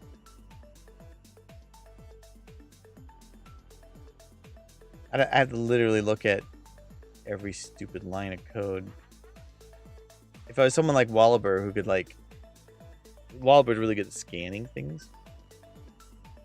So, if he's helping me with code, I have to sit there and process, and he'll be like, oh, it's right there. Like, I'm staring at it. I can't see it. Like, literally right there. Monty, just do that. Like, okay, give me a second. My brain does not work as fast as your brain does. It has nothing to do with the fact that I'm streaming. It's just my brain. But I have like my own skill data. Oh, because of the burst system. Yeah, I don't think I actually change any states in here. That's kind of neat. So it's not as messy as I thought it would be. Because it doesn't this thing does all the execution, but it doesn't actually change any state. That's kind of neat. So this does it though. Okay, so we have challenge escape, monster escape. So what calls set command effect? So I feel like set command effect might be able to live. That's the only place it gets called. Let's see how many different places it gets used. Okay, so yeah, so this is gonna be one gigantic node.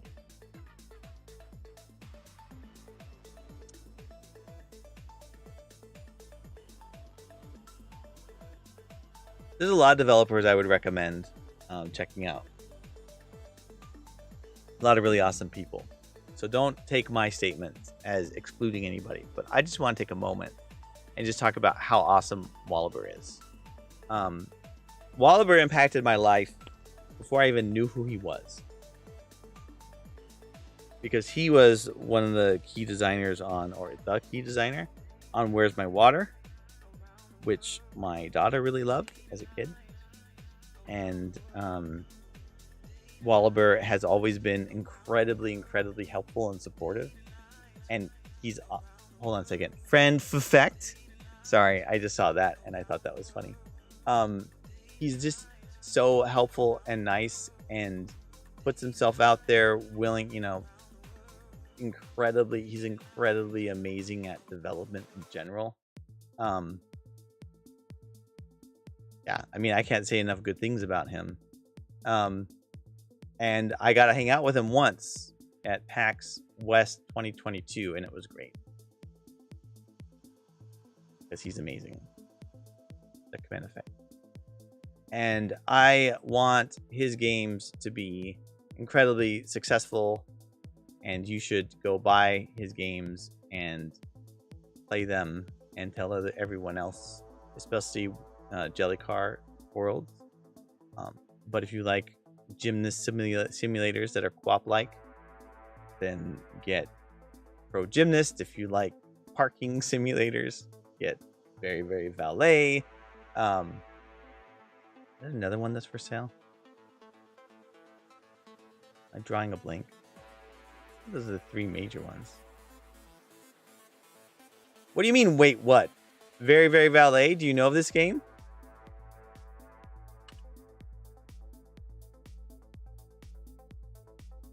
If you don't, there it is. No, I want to. Go learn about Very Valet. It's like it's really like Overcooked. And I, missed marketing opportunity. He could have called it Overparked. The highly anticipated Parking Garage Rally comes out, yeah. All this stuff is one big freaking thing.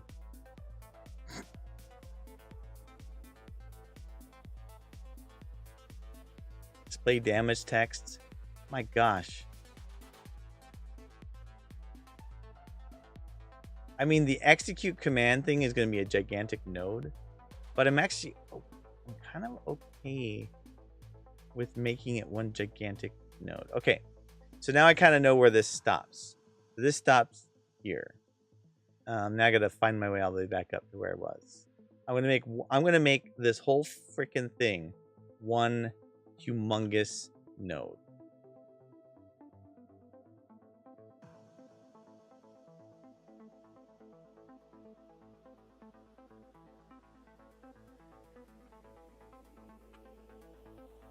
Hey, Laserburn, how's it going? A Valley for 18 years looks accurate. It's really fun. Damn, on the Nintendo and everything, yeah. So Wallaber has a couple of lives. Oh, he also has his voxel-based. What did you decide to call your voxel game, Wallaber? Where you use a programming language to draw voxel pictures, and one of the things he made was a Game Boy. So funny. Not funny because it's bad, but because like it's just amazing that what you do is amazing. Everything. You're just amazing.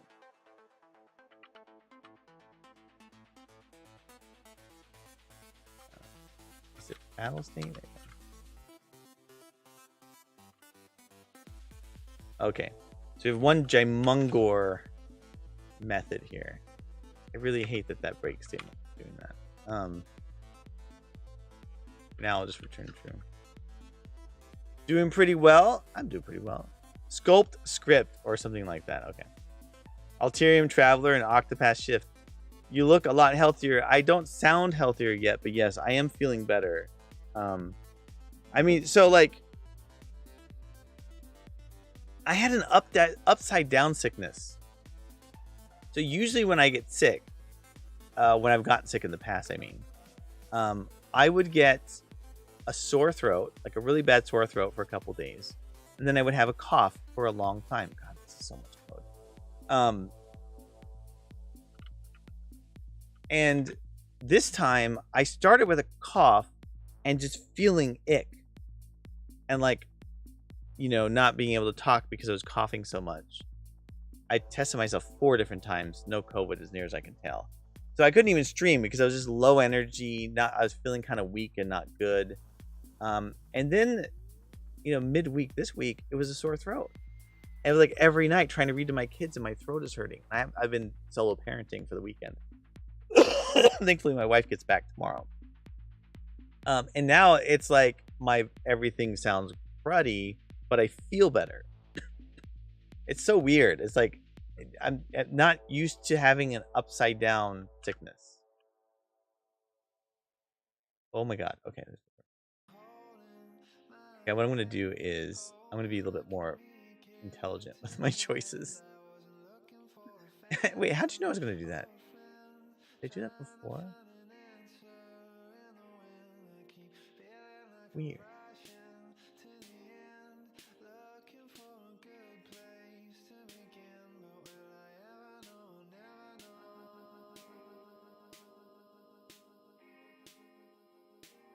You got strep.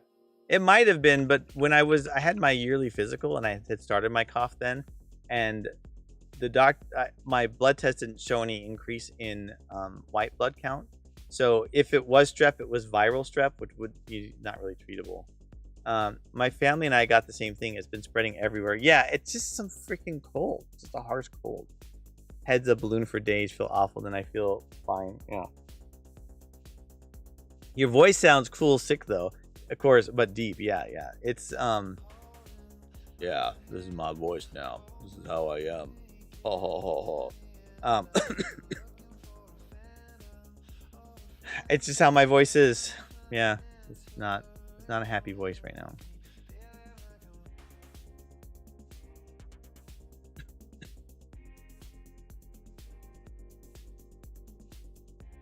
But I'm managing. I think I'm getting close to not needing any meds. This has been, I've known some people who've gotten the same sick too. It's just a crappy sick season. Dexterity max? Okay. Just do that, yes. We gotta change it into a public. Heck yeah. I'm gonna expose everything. Everything's gonna get exposed. Don't even care. Don't give a flip anymore. Expose it all. You've been exposed.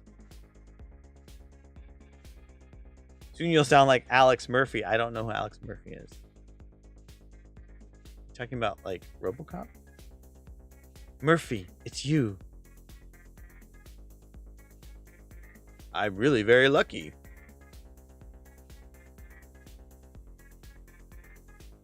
Dead or alive, you're coming with me. Anyone? RoboCop? Please tell me you've seen RoboCop. Wait, I made it public. Public font? Why is it not? Oh, because it's static. Chic. Okay, so we'll just do...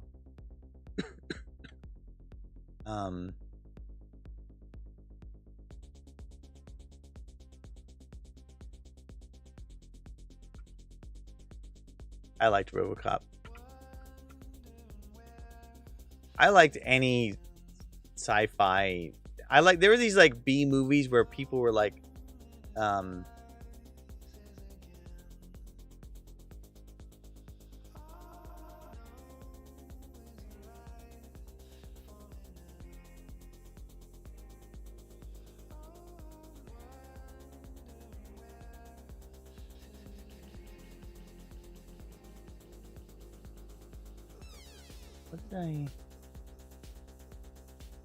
what did I get rid of the... I must have got rid of that. What? I'm not sure what I did. What did I do here? Calculate attack with weapon damage.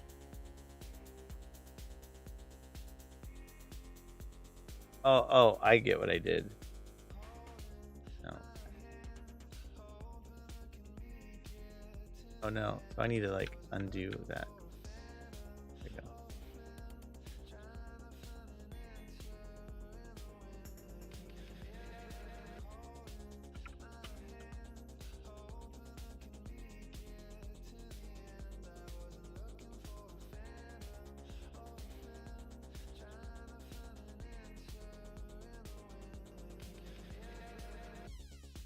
Come on, focus, Motzi. There we go.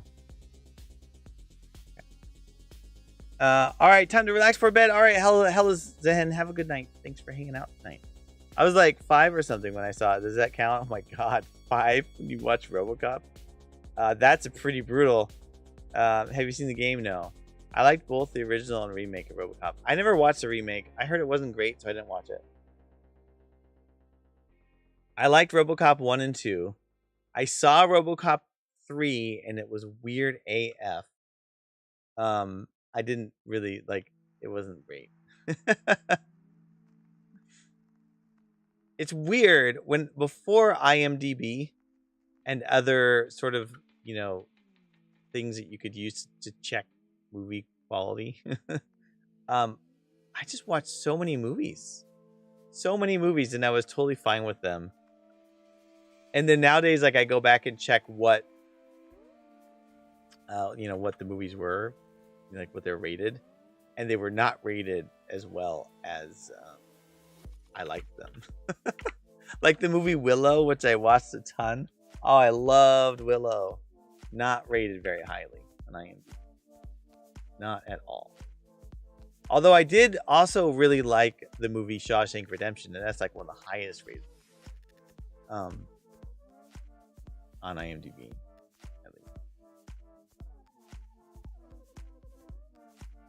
We're just all we're doing right now is just fixing the code so it'll frickin' work on this. Yeah, okay. It's just stupid work. It's like when you're watching somebody do cleanup work on pixel art or something, where they're just, oh yeah, they're just mindlessly working away. Unfortunately, I have to actually make the words correct, or else it don't work properly. Why is ROM? I don't want it to be a NES, a Nintendo ROM. What is going on here? NNFS, screw your face off.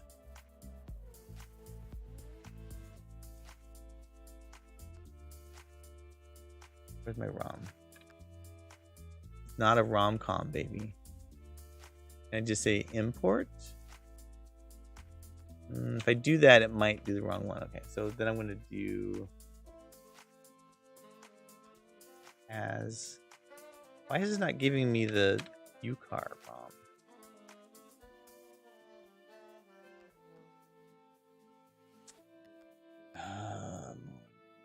UCAR not. We'll just import it from here. UCAR.engine. It is there though. Well, UCAR.engine.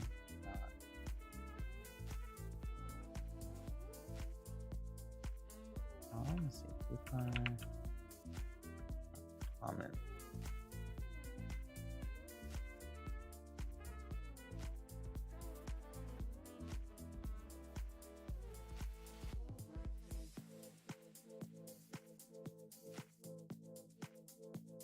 Hero. I need a hero. I need a hero. Oh, I literally had a dream about holding out for a hero. So stupid. Oh, what was it? It was like, oh man, it was so dumb. Oh, it was like Paw Patrol related. Oh, how did it go? It was like, there was a group of Paw Patrol dog car heroes, and there was a car that wanted to be part of it, but it missed like the cue that it would be part of it, and it was being towed away. And I was like, wait, they're taking it. And I was like, the the holding out for the hero music was on in my head, and I was running down the street trying to catch the car so that it would know that, you know, I was holding out for it I was going to be its hero. Oh my God, it was so bad. It was like, do, do, do, do. And I'm like trying to, and you know, when you run in a dream, you run in slow motion, right? And then I caught up to it, and then the car, I was like, no, you get to be part of this. And then it turned out, like, the Paw Patrol group, they were all a bunch of phonies. And they were like, the one's like, I'm not even a car. And it would open up, and it would be like a ghost inside. And I was like, well, fuck. And like, the only one was this car that was being taken away. Have you ever seen Super Bowl Doritos commercial while holding out for Heroes song? No, I have not. But if I had my way, I listen. Okay, I'm gonna be real with y'all for a minute. Okay, just hear me out. Okay, I like the holding out for a hero song, and it's one of those songs that, hey, I'm sorry, I'm gonna be real, can be kind of a tearjerker, like, oh, the hero, they're going, you know. And there's two. Well, the movie I really remember, which I can't even remember the name of it now. It was a John Candy movie. What was it? John Candy holding out for a hero. Let's see, what was the name of the movie? Who's Harry Crumb? The 1989 movie. John Candy, you know, passed away ages ago. He's a comedian, and he's like overweight, and he's, you know, Harry Crumb, like this detective trying to help. And there's a scene where he's going like save the people, and he's riding on top of a you know, one of those elevator cars in the airport. And like, it just gets me. That shit gets me. Okay, sorry for the bad word. And of course the Shrek movie, Shrek 2, right? And so listen, I would love to make a version of that for Alterium Shift. I would love to have a holding out for the hero sequence where it's like each of the characters, because, you know, the interesting part is that unfortunately the song is very like, because of the age of the song, it's very like male female, like the guy saving the girl, right? Man, hero saving the woman. But it was interesting because we have a male, female, and a non-binary character. But I'd love to make a sequence for that, just as like just whatever, like not in the game, just like a video of it, because I think it would be really fun to do that. And that's what I'm saying, and that's it. Okay, I'm done. It just, that song gets me. There's some context I've seen, and it's like, whatever. But like, there's other ones, and maybe it's like even with the Harry Crumb one, like such an underdog character. Like this guy is like this guy that like clearly he wouldn't be the one chasing down the bad guys, and is like putting his life on the line to save the main character, the whoever he's. Anyway, doesn't matter. Does matter, but not important. I think this is game data. Oops. Shoot. I don't know which one I chose now. Yeah, okay, that's the right one. We can make that happen. Well, I'd want to do something where we actually get the rights to use it, so I could put actual video, because it could be an advertisement for Alterium Shift, right? But the time it would take to do the whole thing would be a bit. Why does this keep thinking that I'm doing an Nintendo thing? Is it not a common ROM?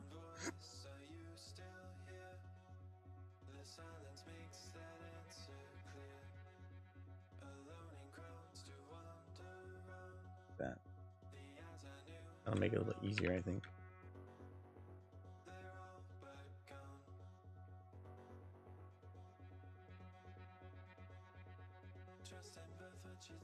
So overall, how are the battle changes coming along? Let's have Motzi make a cover on it so we can use it. I'll show you. Yeah, it's oh my gosh, it's a thing, Walliver. It's become a whole thing. And you're, I don't know if you're gonna be in like I told you so mode, or you're just gonna chuckle because you've been living this with me for so long. So the battle sequence system is a bunch of game states that change, and in order to inject my own UI and stuff, I have to put something that takes it out of the current system into my UI, but still leverages some of their stuff, and it's become a big headache to deal with. And I realized that I always reach this point where I'm like, okay, I didn't want to do this, but I'm going to have to. And effectively, Walliver, I am building their sequence system in nodes. And step one is just literally porting their code into the node system and making it work, which I've already validated it will work as long as I follow the steps properly that I'm doing. And then step two is going to be essentially creating my own nodes and injecting those instead of using their crap. But it's going to involve like, okay, well, let me show you guys something. This is totally different. This is completely tangential to what I'm doing right this moment. But we have Battle Viewer 3D. So this has a draw call here. Oh, maybe that doesn't do anything. The Battle Viewer is like the scene of the battle. It represents all the things that happen visually in the battle. And then you have something called a Battle Actor. And the Battle Actor draw here, there's all these different things that happen in state, and there's like a queue system with like queues actions that happen, and these are the things that respond to it. But the sequence system, the state-based system that happens, is also happening at the same time. And so like there's these weird like the sequence state happens, and then it's got to wait for other things to happen that are like in 3 different places, because there's this is all mixed up everywhere. And I've got to figure out not only how to replace their sequence, but I'm using like the node, but I think what I'm going to end up having to do is literally replace how their battle actors work. Which is freaking terrifying. But if I want any control over the battle, I'm going to have to do it, because this crap is just, my God, it's just insane. Like the actors have freaking state types. Ugh. It's so obnoxious. The actors have state types that have to be managed. And to make changes to it, I have to go in and literally freaking change how the state system works with that. I mean, look at it. It freaking does walks, and it's just it's so frustrating. It's like they have a whole, scripted system for managing events, and then they make battles, and they make a whole different way of managing their objects in battle. And it would have just made a shit ton of more sense if they leveraged their existing scripting system for battle. So you're using the same crap, and you can just hook into that and leverage movement.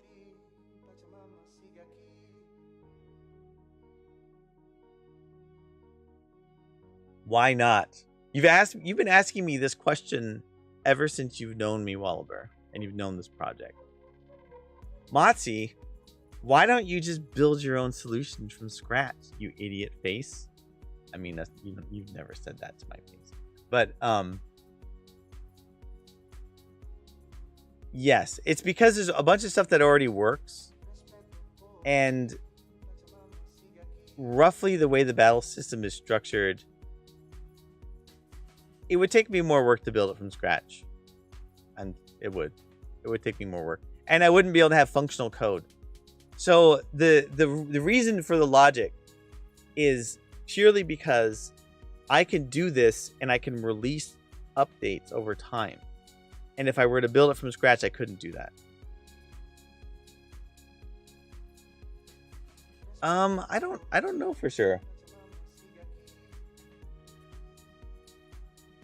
I mean, listen, like when you say that, like, okay, it doesn't seem very complicated. And there are components to it that are unnecessarily complicated with their system. But because I'm leveraging an existing system, there's a lot of pieces that hook into that if I just build it from scratch, I won't know any of that.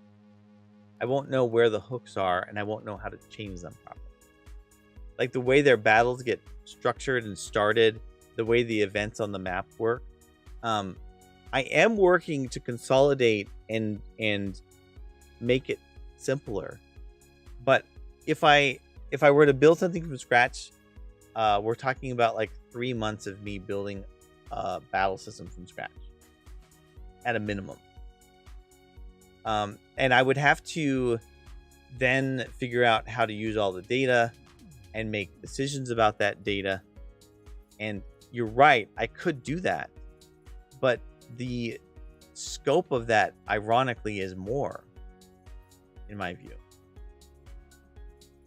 I could also be completely wrong because I didn't try to do it that way, but there's a daunting aspect of from scratch where every single step of the process would require me to test a piece of code and make it work from scratch. And I don't have those elements in place, whereas there's a lot of stuff that already exists that I could leverage. Does that make sense? I'm not saying that my approach is right, as in I believe 100% that the way I'm doing it is the best way.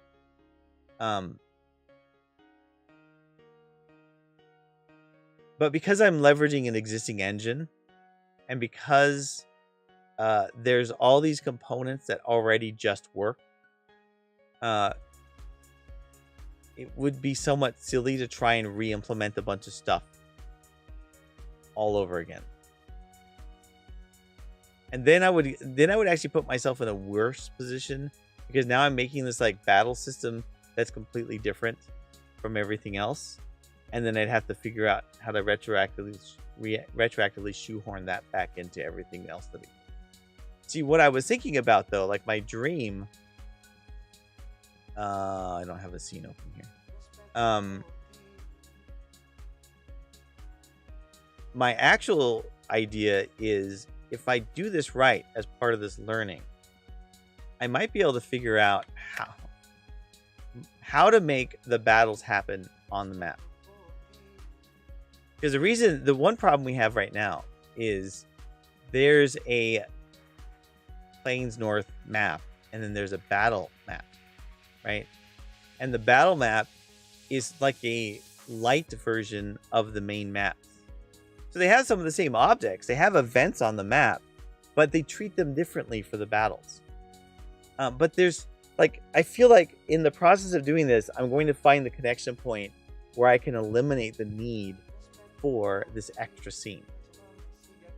And I could make this scene be the battle.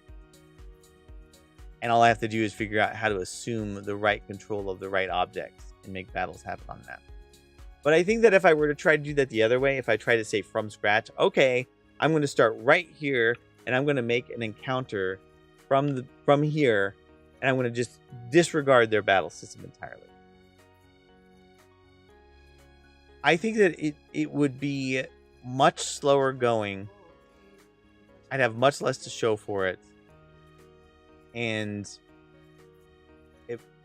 it would be like one of those like Sisyphus things, pushing a boulder uphill. And I have this problem where if I do something from scratch, I tend to over-engineer it. So this way I can't over-engineer this. I mean, basically I have to decide to just freaking make what exists, right? And as long as I can extract out the core pieces, I'll be able to refactor it in the way that I want. And I'm okay with that. It means that I'll always be dealing with this sort of legacy crap over time, and I'll have to like clean it up. But it also means that I'll get a better fundamental understanding of the core system I'm working with, so that when it is time for me to do some massive changes, I'll be able to do it without as much trouble than if I were to try and make a whole different system and then layer it on top.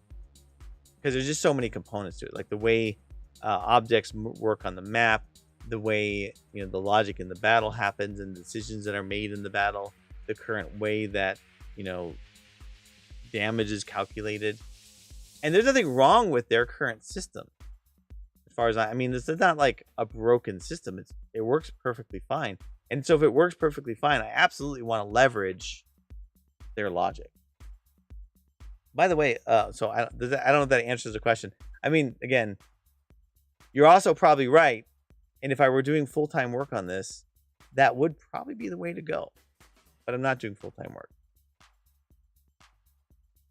And for me, it's always much easier to modify something than it is to build it from scratch. So hopefully that perfectly answers your question in a long-winded way.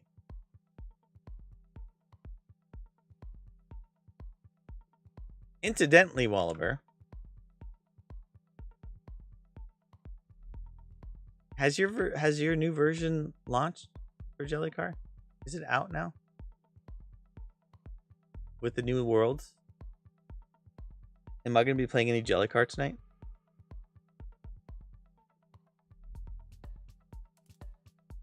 From scratch, like Carl Sagan, is better. What does that mean, Toad? Jellycar 2 level update is out. I haven't played that one, right?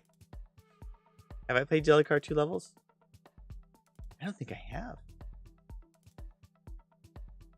So Toad, you're in the world of you should just build this from scratch instead of trying to modify what's there.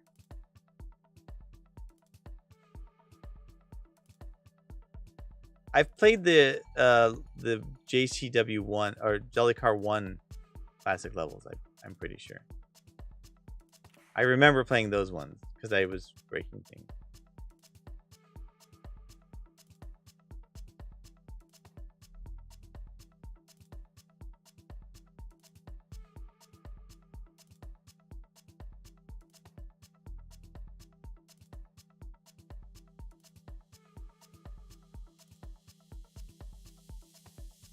So you think I should just give up on trying to refactor their battle system and just build one from scratch? That's what you think?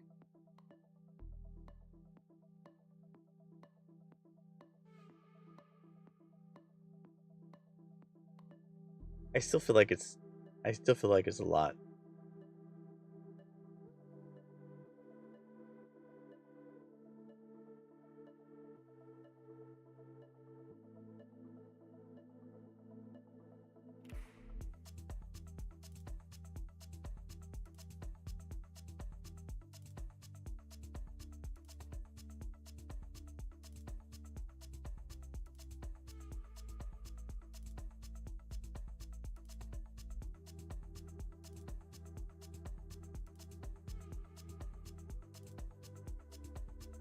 I think that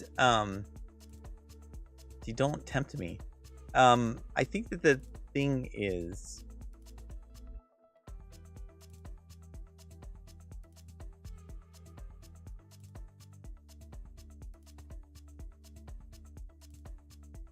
I don't know now. Now you got me questioning my life choices.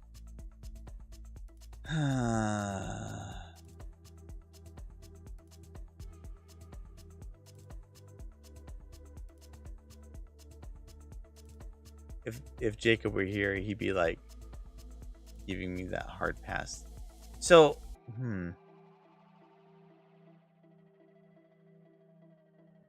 there's a couple components to this.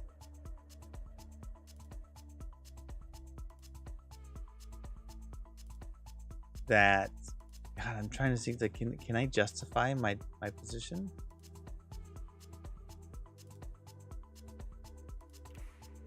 Let's talk about this. Okay. Now you got me questioning my life choices. Hold on a second. So if I was going to build a battle system from scratch, it's complicated either way. Just what complexity do you want? Figuring out how to recreate their logic and then add your own, or figuring out your battle system you want, write that and then integrate it. Well, it's not really that though, right? It would be a battle system that was still built within their structure, but in a different way, right? So first off, if I were going to do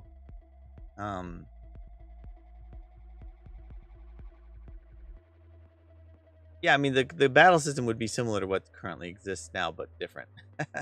So, first off, if I was going to do a brand new battle system, if I was going to build it completely from scratch, I would eliminate the separate map for battles.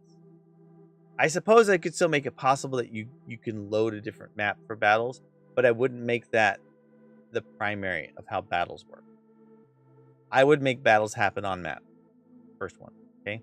But then you got to consider this, that if you look at this scene and the way scenes work, then I have to leverage what currently exists. And what currently exists are these objects that are tied into their scripting system to represent like the movement around on the map, right? So the way their current battle system works, when a battle is triggered, it essentially the battle controller is a subset of the map scene. So I think it's called. It is literally battle event controller. A battle event controller is literally an extended version of the map scene. But it essentially like overtakes the map scene, and it becomes the quote unquote map scene. And it literally like switches to the other scene that's live and takes over any specific events it needs to take over, turns off the other map from running, and then it does its own thing.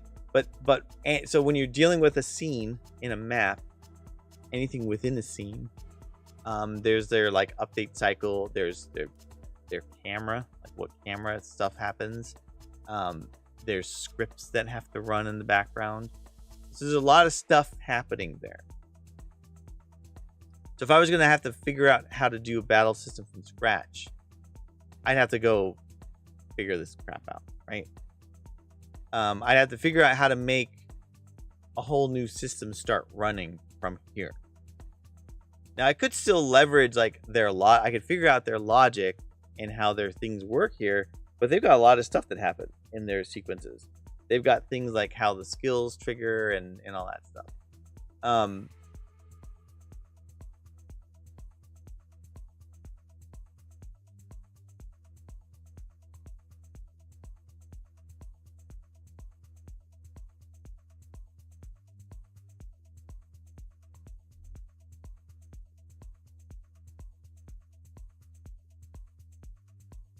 Could battles happen on the map? Could I just build it from scratch? I hate you all. Why would you make me think this way? Why would you do this to me?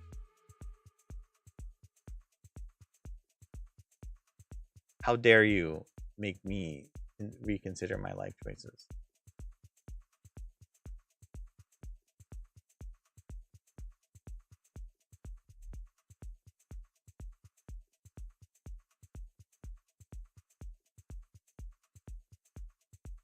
I mean, so as I was talking about my reasons, so I'll tell you why when I went this route is because if I want to take something that currently exists and I know it works, like all the logic, everything that involves with how calculations are done and all those components, I didn't want to architect that from the beginning. So I know there's a lot that goes into that.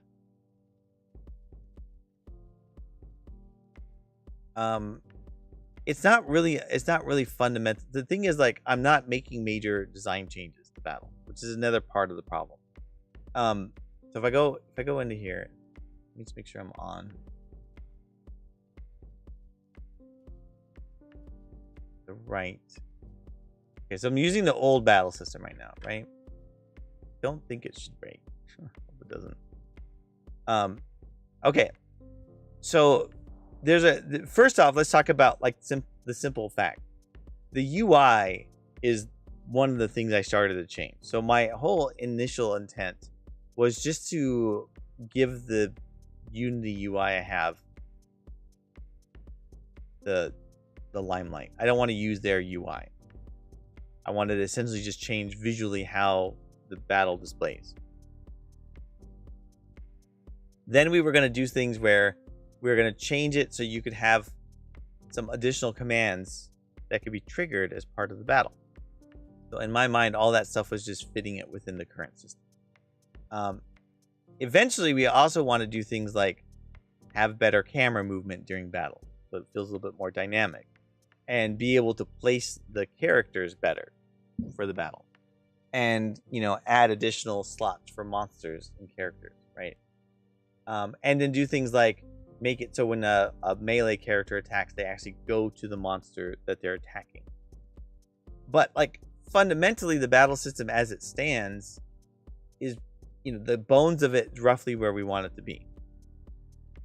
So a lot of the alterations would be, some of it's cosmetic, and some functional changes would have been like additive as opposed to like fundamental design change.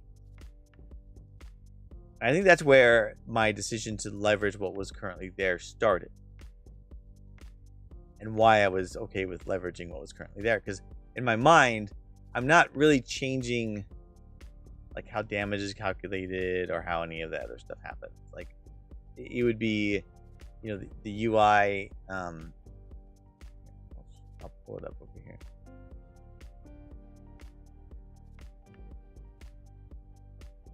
It's like a new UI window and new little pop-ups for when the skills are selected over versus actions. So this is like that's the right one.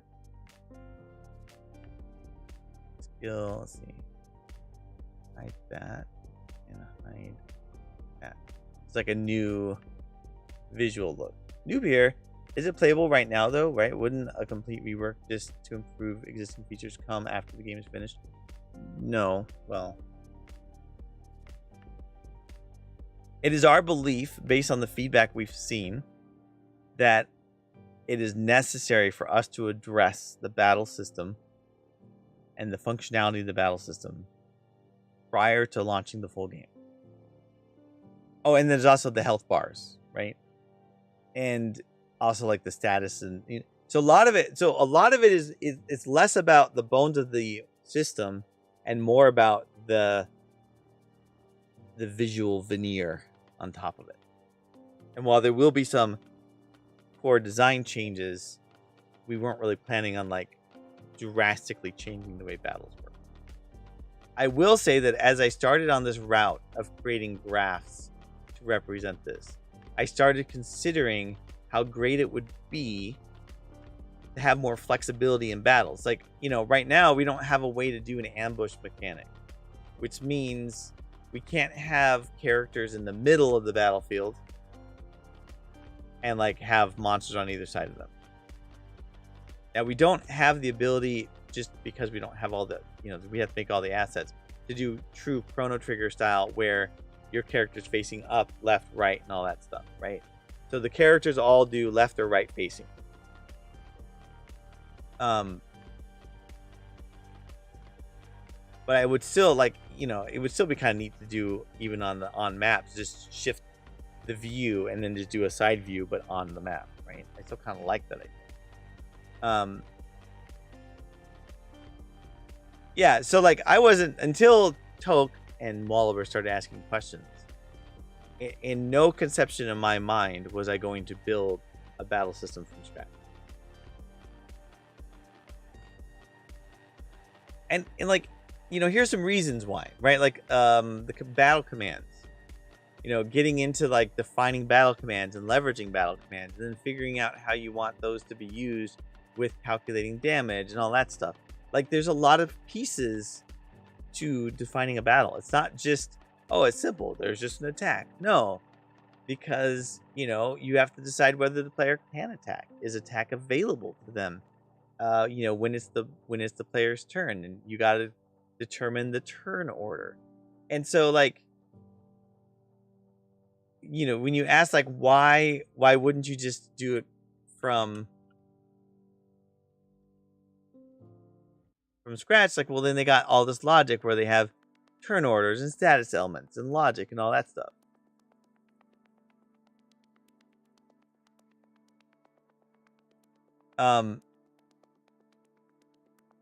So the reason I want to put it into Node is because the way that their system works with these cases, it does some very strange things.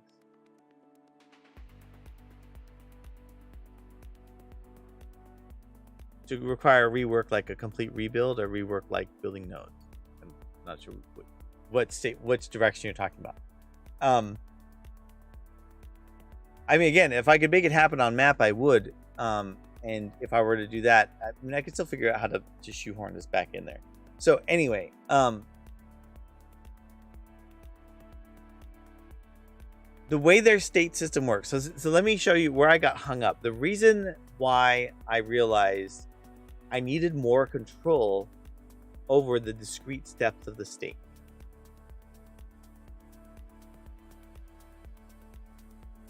From scratch seems to be easy to add with what you have already. You're saying build from scratch and then pull what exists into it. Is that what you're saying? So let me show you a couple things here, Walliver, if you're watching, if you're following along from home. So their battle sequence manager, no scratch, just add what you have. Yeah. So they have an update cycle, and the update cycle calls the update battle state. And the update battle state is where all the different state changes happen. But they also have this thing called their command select window. And they couple their visual windows to logic that decides what's happening next. So like the window that you see on the left to select commands, it kind of subsumes the state. So while the state is happening, the window is doing something that then causes something else to change that causes state to change. So to rip out their freaking windows, the drawers and stuff that they use, I would have to do a lot of tooling to change this. And so what I was trying to do was like in line, like, okay, if it's my new thing, I'll like tweak things where it kind of skips showing the window, but I'll leave some of their data in place and I'll try to leverage that. But then I ran into some weird issues where, because of the way the state updates and like the selected character updates, it was actually lagging which character was selected versus what command options were showing. And I realized that like control of the state system is obnoxious and crappy. And if I want to change what's happening at any given point in the sequence, using their state system is going to compound. It's going to get worse and worse. It'll become brittle, because the more I try to add into it, the more in like try to hack away to like inject my stuff, the less stable it'll become. And then the process of making it stable will calcify the code and make it even harder to change. So when you say, why do the whole node system? Because what I'm trying to do as an evolutionary step is to abstract out the functioning logic into these nodes and then evolve it, or it's really branch by abstraction, abstract it into a solution that will allow me to make the changes that I need to and reduce the impact of their weird like update sequence cycle state changes. It also helps. It honestly, there's a visual aspect to this that makes it a lot easier to track what the F is going to happen. And I can even do things like I did with my other node system, where like I can highlight what is currently being executed, so I can actually see like the sequence and what's happening. So it's a matter of like making it easier to conceptualize the sequencing and also eventually change the sequencing. So that's the reason for what I'm doing here. I know we've got a completely huge tangent on this topic, but I think it did help me think, yeah, I'm not going to build a battle system from scratch. But this is why, I'm okay with going down these routes, because it is important to ask those questions And the reason I do my current method is when I recognize things like, okay, I know that if I continue to try this one path, it will make it harder and harder over time. It's like trying to fold paper more than 7. So I know I have to take a step to do something that's not completely rewriting, but it is like massively abstracting code. Or it's not really abstracting, but it's like extracting code, really is what it is. It's a code extraction.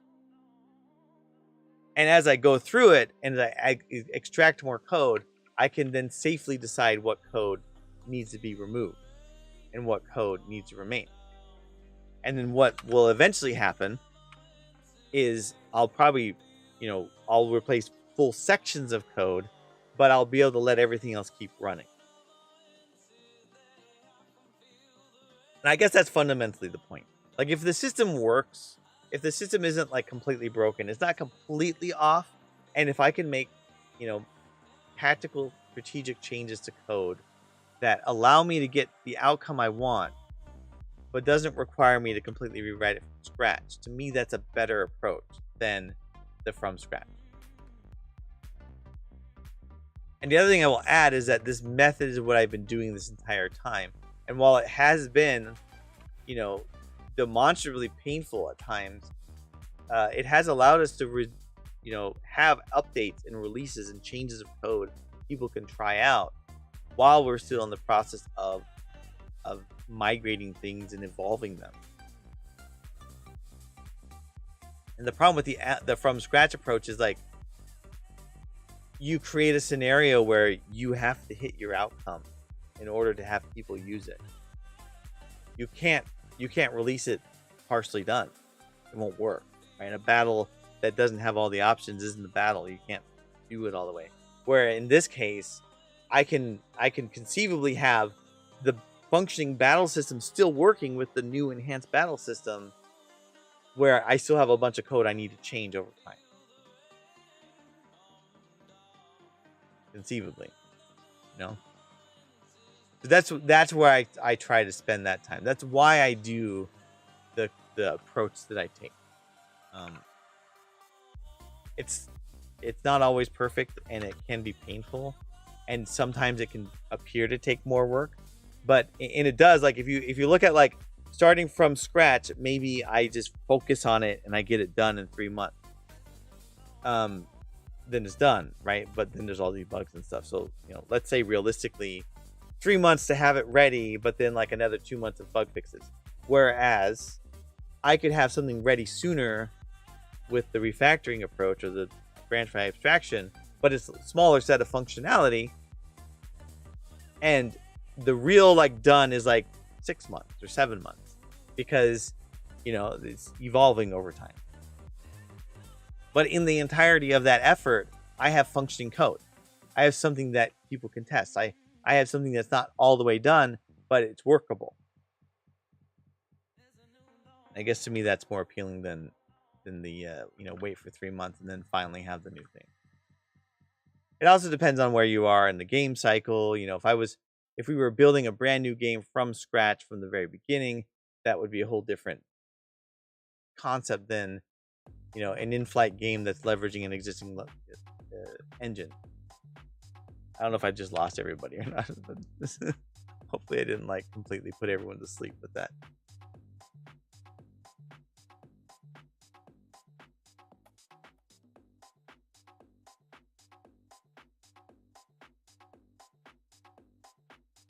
I was going to go play Jellycar, but instead I got asked a question.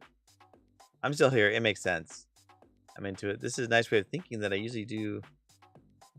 don't usually do or use. That's why I suck at game dev.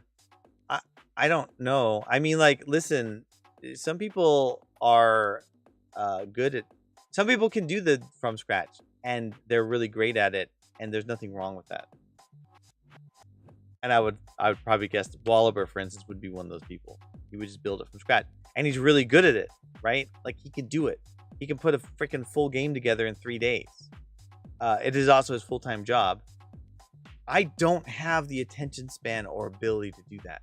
I am aware 100% of my limitation And my limitation is anytime I have to do something completely from scratch, it is like a monumental effort. I don't have the there's like a curiosity, I would say. Or like, let me see if I can solve this problem. Like you watch Wallaber stream and he's like, oh, here we go. We're gonna start solving this problem, and he'll just keep plugging away at it. My brain does not work that way. And I've known this since I was a kid, because I remember when I was a kid, I always thought I would much rather take something that exists and modify it than build it from scratch. I knew that when I was a kid, and I was like, oh, it would be greater just to take something someone else did and make it better. So I just know that's just how I am. I'm much better at like understanding something and then finding ways to modify it than inventing something brand new. I wouldn't have used a previously made battle system in the first place because this type of design problem you're having right now, I hate it. I hate the feeling of knowing that I could have avoided it. And I don't.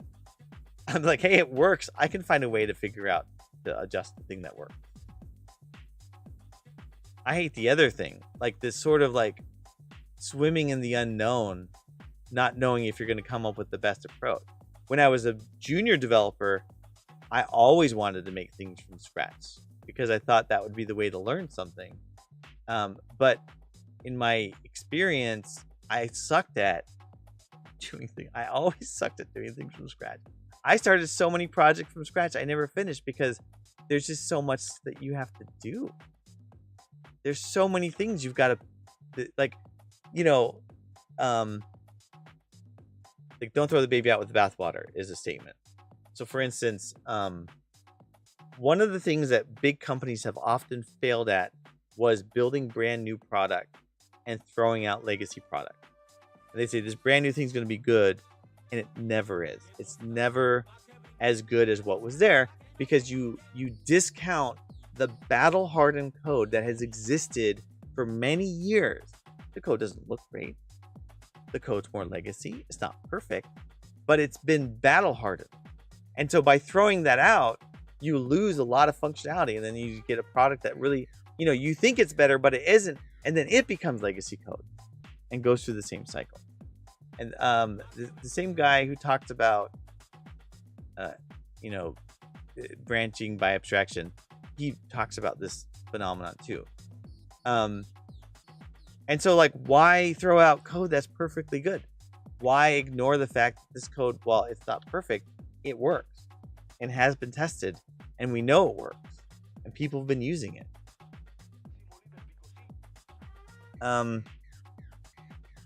Yeah, seeing you in development for a while now, to know that modifying this would be your best approach again.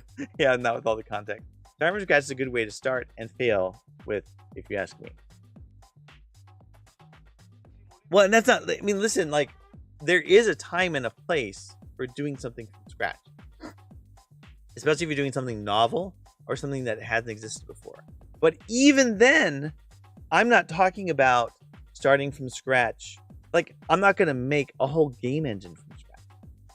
I'm still going to leverage existing tools.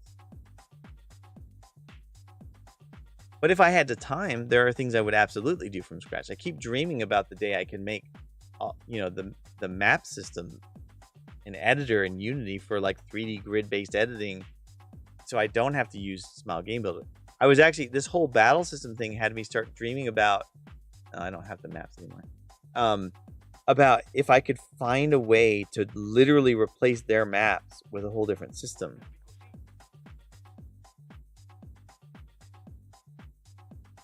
I wouldn't recommend making a huge project on top of that. Right.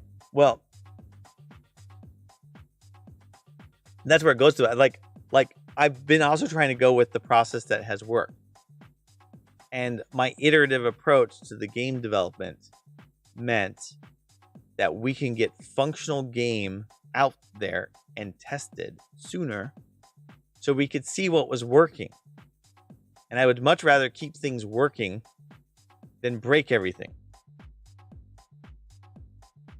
So as long as I can keep as much of this working as possible, to me, it's better. It's a better approach to go with than if I were to try to, make a bunch of completely brand new functionality. And we do have some things that are brand new functionality that have been hooked into the system. The whole water temple thing, which I didn't build that actually, we had a contractor do it. That's on top of the current system. And so that's a case that it's sort of like, I figured out the way to integrate it, and then the contractor developed the system around it. But I'd rather do that than like throw out the entire map system just because it's not perfect. I'm still looking forward to the day that I rework how their collision system works, because it's massively inefficient. Hey, good. I got through the battle execute command node, which I didn't call node. Damn it. And how many lines of code is this? This is 600. I dream with the day I start my next game. Yeah. Let me just change the name of this thing.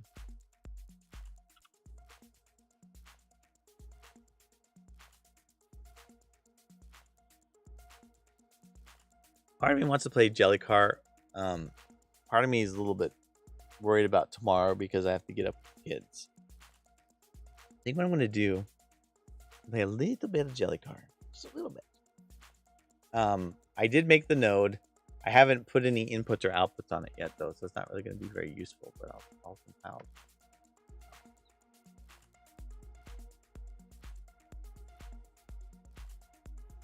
One thing I would say, though, is I'm less afraid to do things from scratch nowadays. And that is because I have something like ChatGPT, which is just like a built-in rubber duck. I can use it to formulate my ideas, and it will point out things that are probably obvious, but I can't, my squishy brain can't think of them. So I'm not at all adverse to doing things from scratch.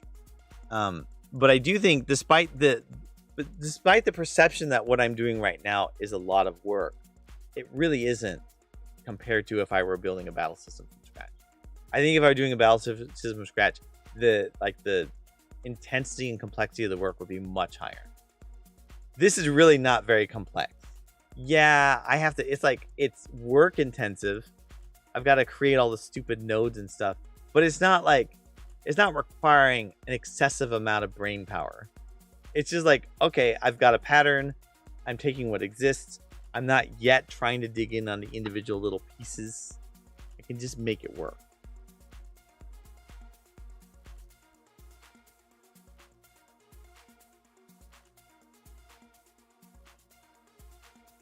I think this is the very next one. Yeah.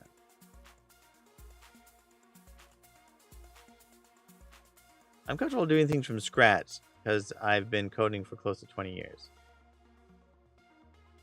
Well, yeah, I've been coding for like 18 years, but that doesn't mean like there's a balance between doing everything from scratch and like leveraging existing tools and doing things that, because every time you do something from scratch, like completely from scratch, you've never, maybe on something you haven't done before, right? Just keep in mind, if you've done something the same time for like 20 years, that's not exactly doing it from scratch, because you've got so many different, so much experience doing it. You're like, oh yeah, I'll just do the same pattern that I know. That's not totally from scratch. What I would say is from scratch is like, I've never built a battle system before, and now I've got to learn how to build a battle system. You are crazy. That's true. I think that's partially because you're Canadian, but what do I know? Okay. Anyway, so yeah, I want to just keep plugging away on these nodes. I'm pretty sure I can get through most of this stuff. The way that my system works, which I'm going to share regardless of anyone wants to know, is I basically I have this skipped battle states. And so in the base battle sequence manager, if this gets set, which is only set in my enhanced manager, it'll just literally skip the states. So it'll just keep executing, because what I have is I execute my node runner here, my graph runner, but it also does the base update. And so what happens over time is, as I'm replacing these things with nodes, I can just eventually this will be completely full. It'll skip every state, and then I'll just remove the code. I won't even use their battle state system. And then my nodes will run. Yeah, these tools are good and helpful, but I see what you're saying. So yeah, this is how my like evolutionary approach works. It's a little bit more tooling. It's like putting scaffolding on a house before you change it. And I guess if you really think about it, like I'm doing this like you would do to improve a house as opposed to rip the house down and build a new one on top where it used to be. Right? I'm more of a build the scaffolding around the house and then improve the house and then take the scaffolding down type of person. If your nodes are running, you better go catch them. You're funny. Gamer. Alright. I'm not even going to bother with changing my... maybe I'll change my stream time. Oh, so much work. I'll change it here. See. I don't know how that works with YouTube. I don't think anybody's watching on YouTube, so it's fine. Because I haven't seen a single YouTube comment here. All right, does Jelly Car still work for me? Let's find out. Somebody like, you made this game? No, I didn't. I'm not as awesome as Walliver.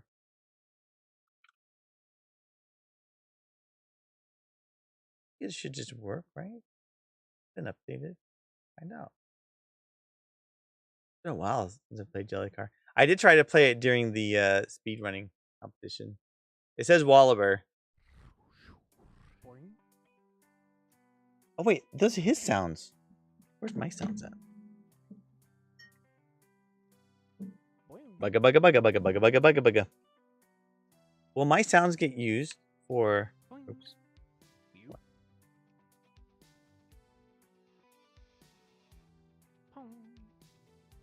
Come on, controller. You can do it. Connect. Connect. Why are you not connecting? I want you to connect.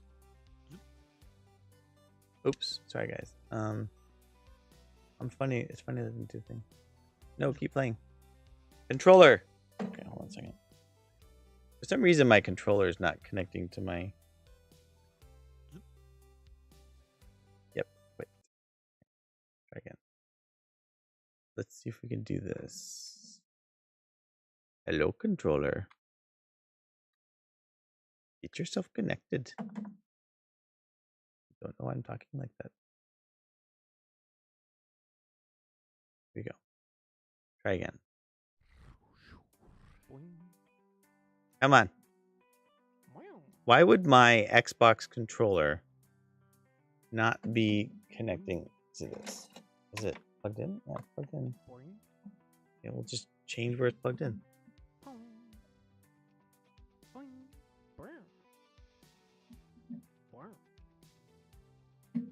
Come on, controller. You can do this. Yeah, okay. Weird. That's like change the port it's plugged into or something. That's so stupid. That was a fun sound. Like reverberating. Okay. So does it become my sound? Yeah, it's my sound. I hardcore to the USB port, yeah. All right. So we're going to go into the time machine. Jellycar 2, 0. Wait, I didn't get any of the rewards on this one. Oh, well, whatever. I'm not going to get through all of them today anyway. Look at all these levels. Simple levels, long jump levels. You have long jump levels? What? You had like a bunch of different long jump levels?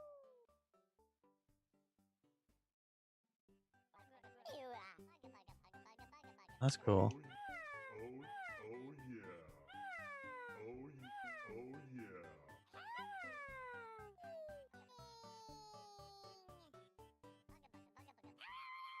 What? Can you go any farther, or is that the maximum?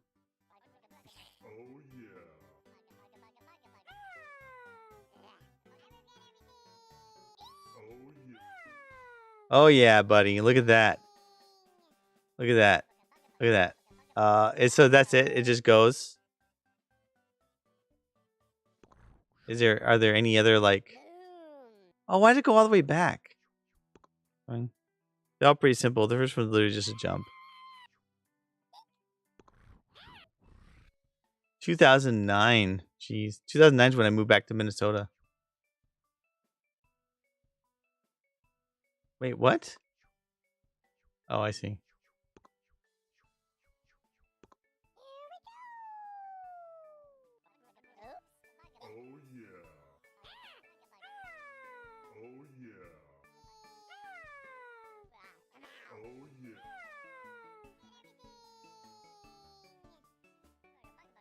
Ah, shoot.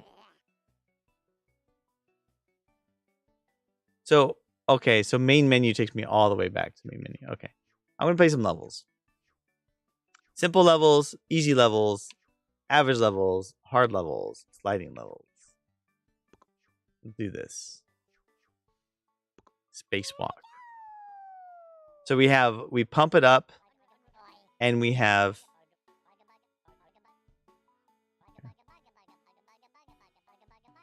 Okay, yeah, I got it. I'm going up. Using my favorite car ever. This seems ominous. Woo!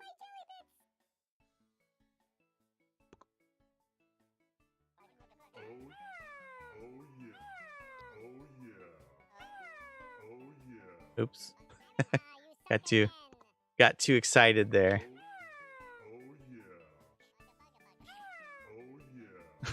I'm just so impatient.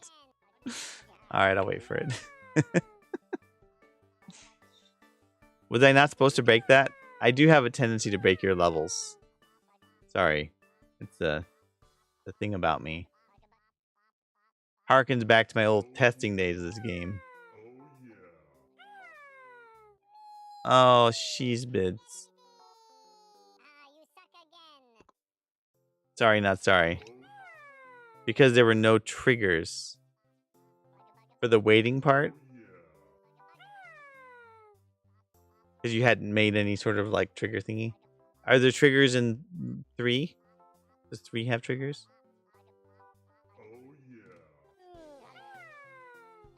Oh my god, am I gonna go out the top of the level?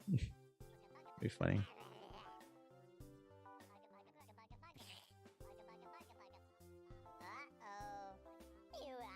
Three is trigger happy.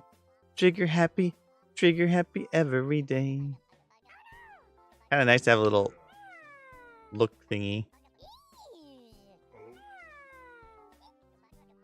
Look at those things. What do they do?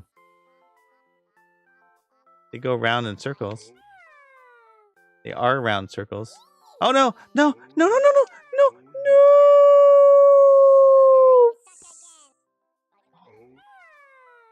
This is an easy level? I guess it would be easy if I wasn't so cavalier about my playing of it. Go up. I want to go up. This is so slow. I like the lined paper in the background. Kind of cute.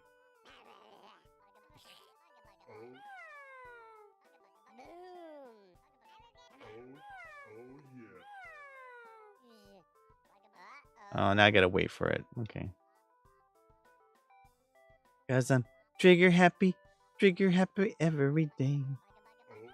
Now, did you say you did or didn't design these levels? I don't think you designed these levels, right? It's like somebody else did, or was it one of the later versions that somebody?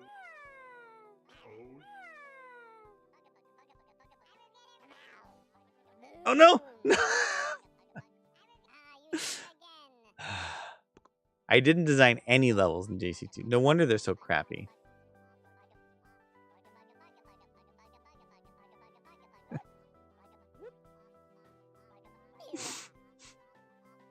I don't know. They certainly don't have your flair.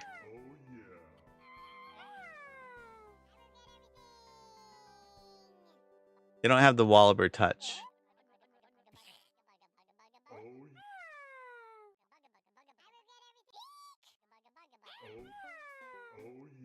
If only the master designer himself had made these levels. Then watch out.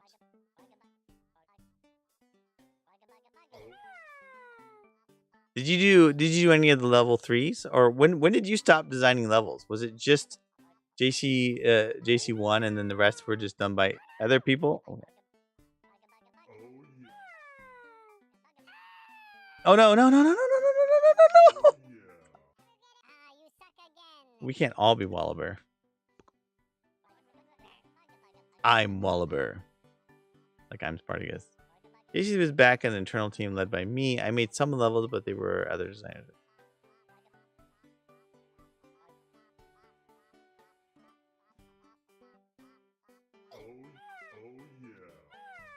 Did you get good responses? Oh god, I think I'm gonna be. Just make myself big. There we go. Did you get good responses from people at TwitchCon, by the way?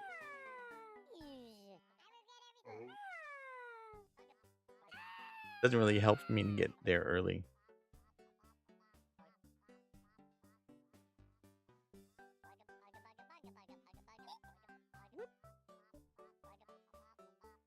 So what you need to do then, what you need to do is be like a politician. You just need to go around. Oh no, stop. Why? Okay. You need to go around to people's houses. Just like knock on people's doors. Have you... Excuse me, I'm just wondering, have you accepted Jellycar into your life?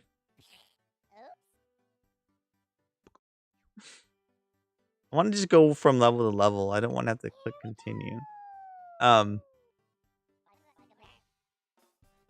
Perfect. Oh no, I want to go, but I wanted to go on that right away.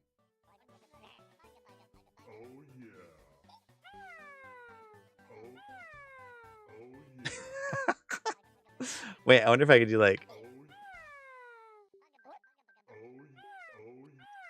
That's good. I guess I can't really drive up that thing. Oh, what's up there? Nothing, just cloud. Oh my god, it's so bouncy. No. Okay, wait. Good. What a treat. I can get out of here. I got this. Wait. So falling down was actually the better option? What? Was there something secret in that level? You didn't have secrets in this level, did you? Wait a minute. What's that little... Beat the dev? No. No secret exits. Okay. Well, it says go that way. Then what's over here? What's this about? It said to go that way. Is this like if the wrong way? If I fell or something?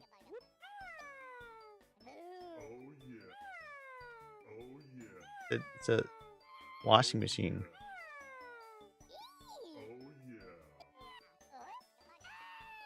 I see. So it was just that if I like missed it. Got it.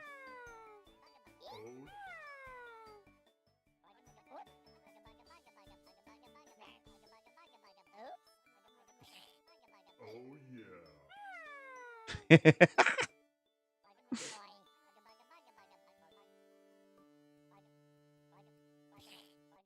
go for a ride. Chill out over here. See what's over. I don't know where the exit is. It's a very bounce. Not the first time I've heard that, Wallaber. Wait a minute. What?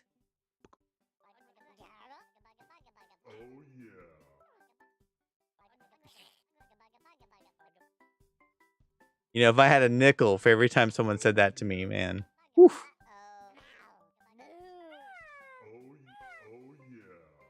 Oh my god. Go.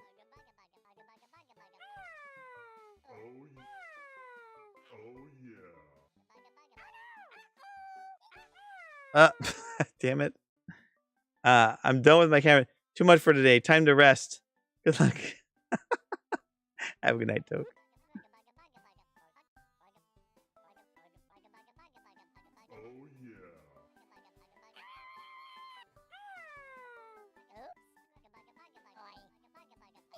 Oh my gosh.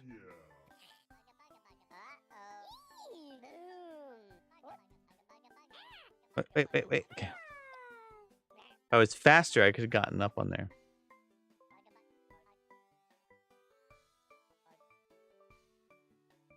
I just, you know, time cycles, you know? Just wait for it, I guess. Yeah. Come on. We got it. Whoop.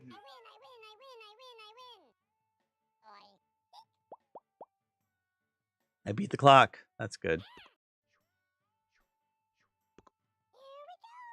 These levels are good. You know, they're fun. They're not like Wallaber levels, but they're fine. JCW didn't even have the lines indicating platform path, so it was even worse.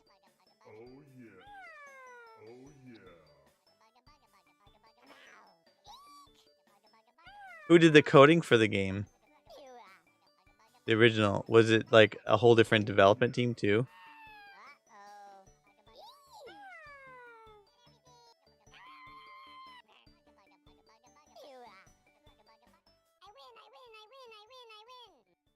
That was a really simple level. Oh, come on. We can do this.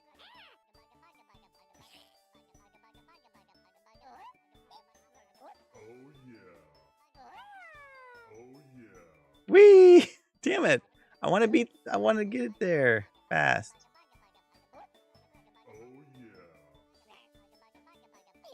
There we go. New best time, 7 seconds. Boom. Modified JC1 with features added. Okay, yeah. I mean, obviously they didn't build it from scratch, right? Speaking of building things from scratch, who would do that? Why not just take the functioning thing that works, you know? Oh no, this is one of those levels. Oh, this level. Oh yeah, okay. Oh, it's like a...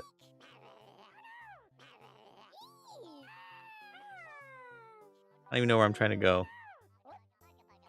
Well, we'll just exit stage left. We don't need that stinking ball.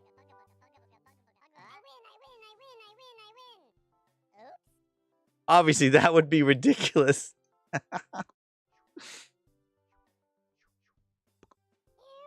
Something works, you know. Use it. Oh boy. Oh, that wasn't very helpful.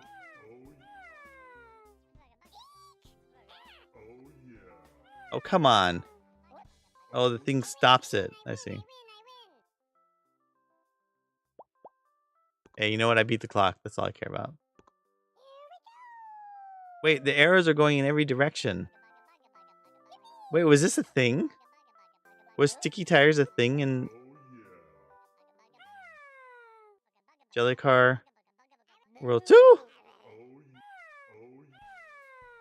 This looks familiar.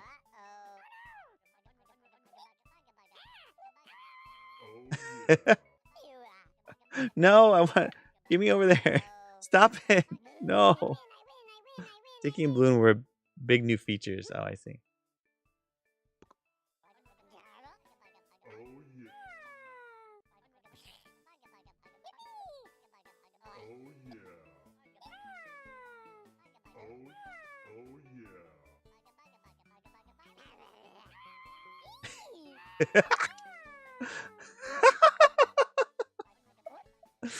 Oh man, the problem is, Wallaber, it's just I'm gonna level with you a little bit because I know you didn't make these levels. My enjoyment of levels is not quite as much. Like if I break something, I can't be like, haha, I broke Wallaber's level. It's just like, yeah, it's, you know, somebody else's levels. I mean, it's kind of funny, but it's not the best. Like I can't be like, haha, I beat Wallaber's level. It's just like, okay, someone else made it, I suppose. Fine, it's not Wallaber quality, but I'll do what I can. Oopsie daisy. Right. Okay.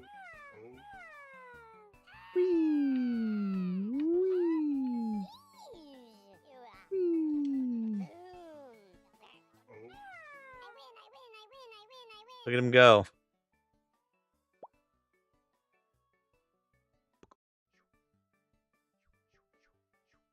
I like your menus though. Nice. Simple levels. So those ones were simple.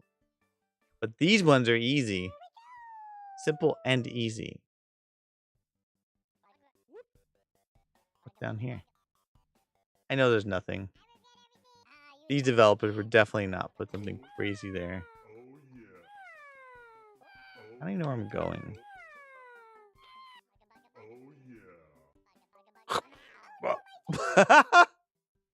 Wow, that's a soft one. The first time I heard that. Wait a minute.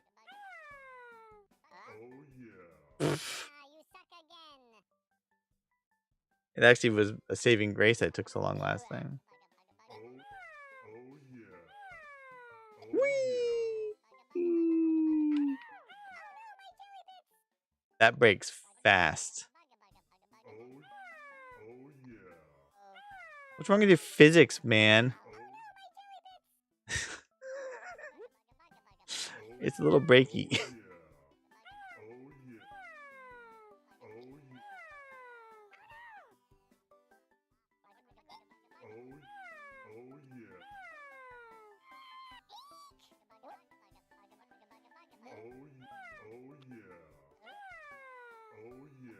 Get up there.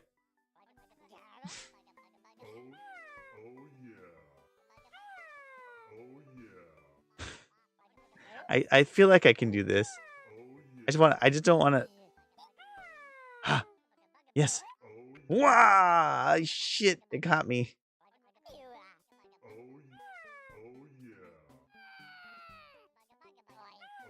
Oops, that was not good.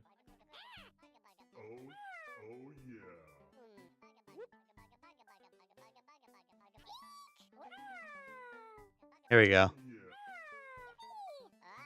I don't even need that there, huh? Like, okay. Oh, balloon. Should I get rid of my... Did I get a better time? Yeah, I did it.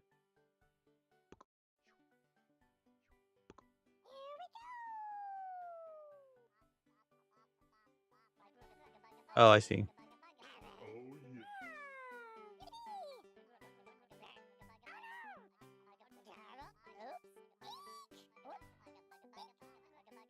Am I supposed to be using stick keys somewhere? Oh, I guess here. What's this? The checkpoint? Checkpoint City. Oh no, it's squishing me. Don't squish me. Oh no, it got me. It got me. No.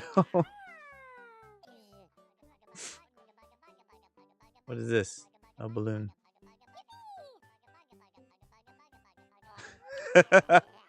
I don't need a balloon.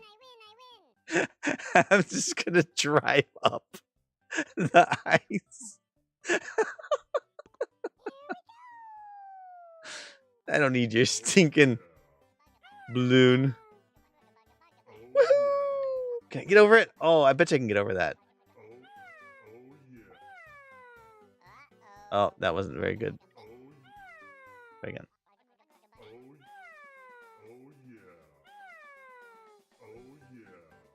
Ah, I know I can do this. It's just like right there.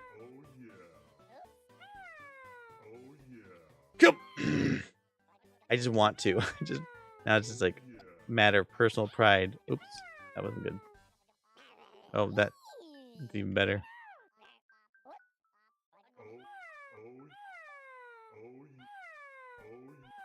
Ah, I can do it. I know I can do it. I can do it. There we go. Better. You just believe in yourself. You can do anything.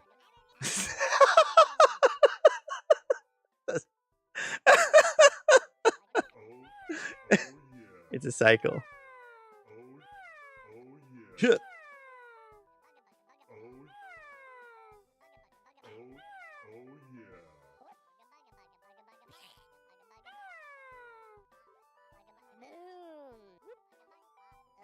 It wouldn't have made much of a difference unless I could somehow like massively skip the cycle or something.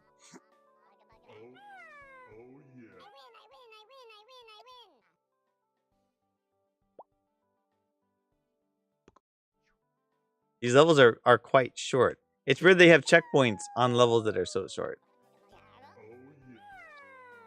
Oh, this will be fun.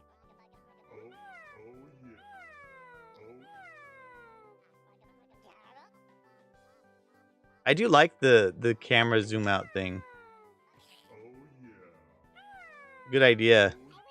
I wonder why the developer of Jelly Car Worlds didn't include something like that. Seemed like a good feature to have. I bet you he'd say something like, well, if you design your levels properly, you won't need it.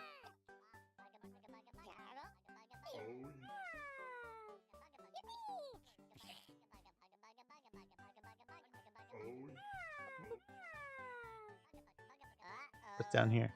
It says I need to go down here. What is down here? Oh, can I get through that?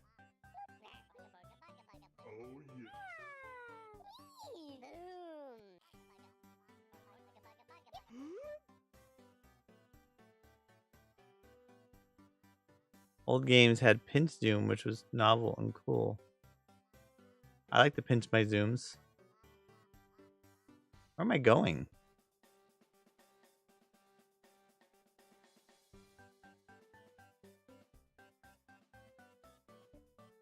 Interesting choices. Okay. You know what? Screw this.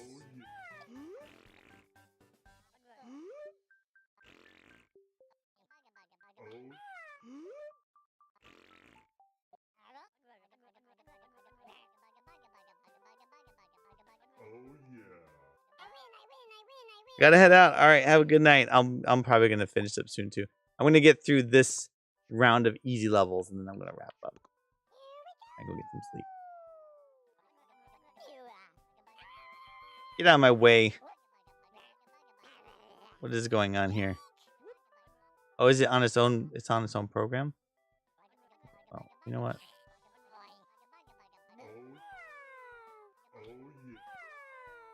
Get out of my way. Get out of my way. Need a skinnier car. Get out of my way. There we go. Uh-oh, I'm stuck. I'm stuck. Get me out of here. No. No, get me out. Damn it. There we go.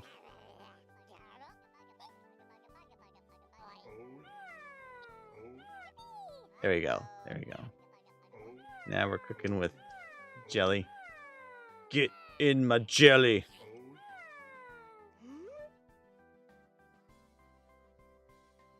I don't even know where I'm going. Oh, I'm going there apparently. Yeah, that would have been smart. No.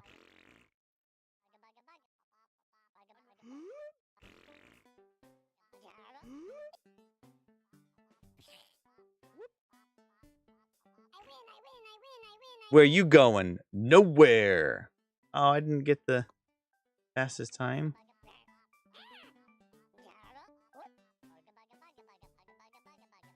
Does it go slower if you're pushing on it? I want out. I want out.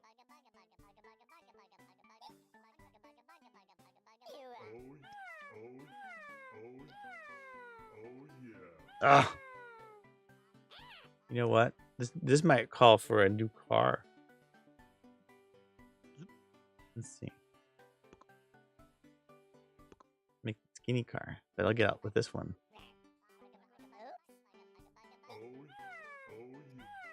Oh, almost made it. Okay, we can do this.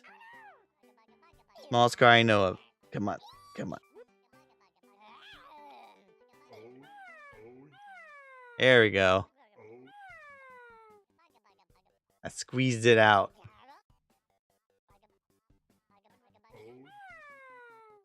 I just gotta. I think I could just. Can I just? That works.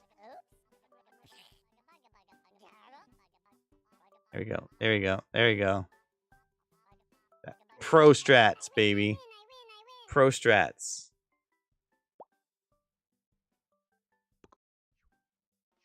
That's how the pros play it.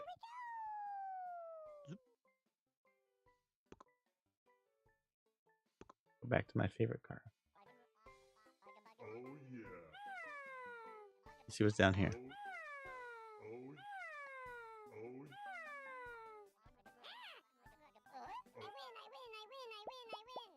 Look at that. Almost done. Almost beaten all these levels. Not up to Walliver's gold standard, but we can do it.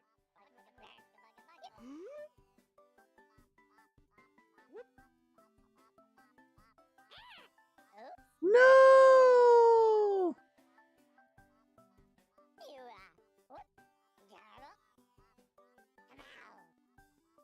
Fine. Go your way.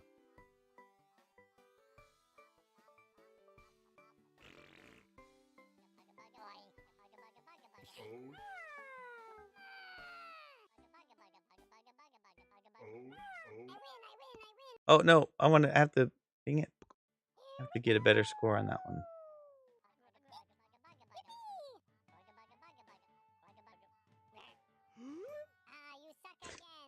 Wait, what is this?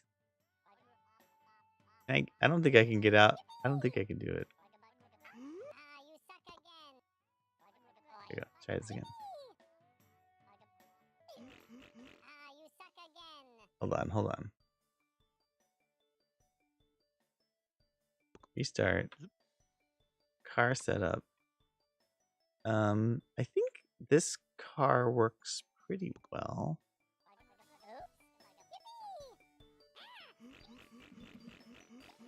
Did he cheese it even more? I think he cheesed it even more. Waller would be like, yeah, I totally cheesed it again. Ugh, come on.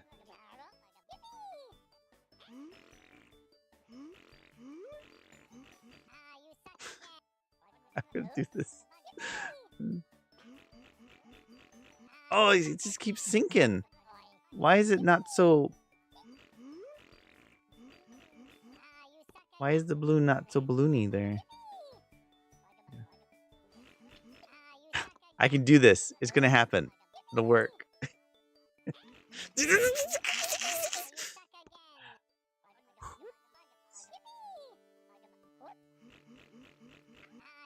Did he completely cheese the balloon?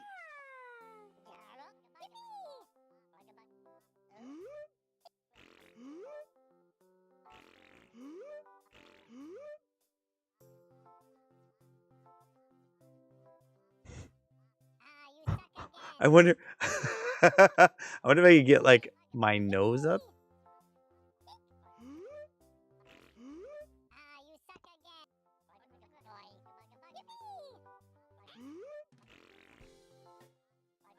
This is so stupid, but I just want to do it. I'm intent on this now.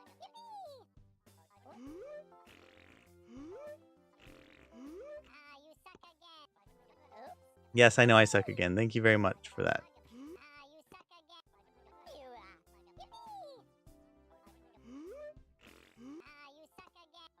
Here's what we're gonna do. We're gonna do...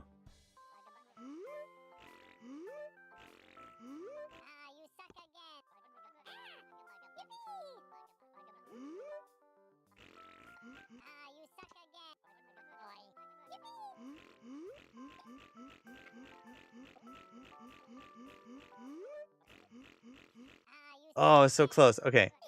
I wasn't using the right wheels. Yeah, okay. Got it.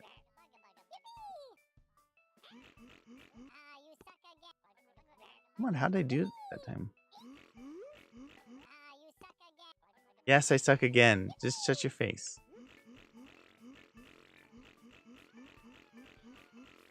Am I going the wrong way? I think I am going the wrong way. I think I have to use this wheel. Okay.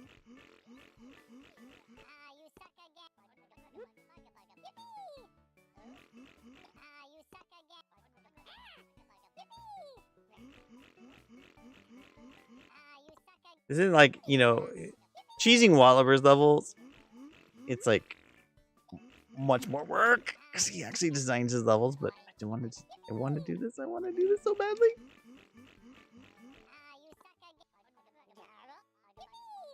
Canada. I don't know. I don't know if I can do this now. Come on, we got this. I see. Just like when I turn the tires, it stops giving as much goof. I could go that way, I guess.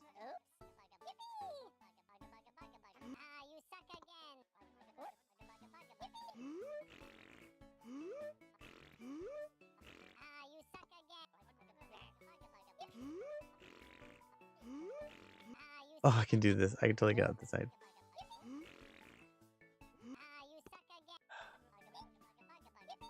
So dumb. Come on.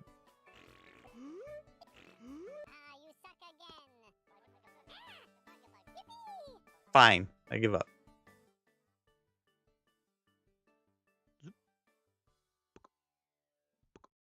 Probably not even useful to go that way anyway.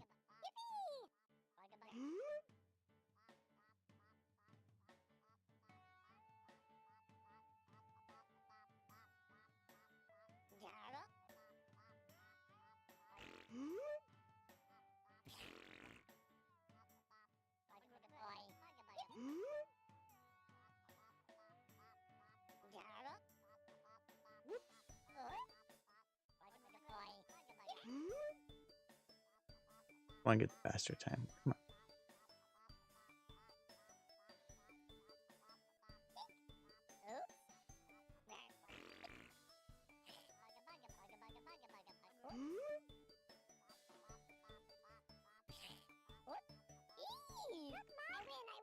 on. Okay, better. I don't think it would have been better to go around the other side anyway. All right. So 3 more levels.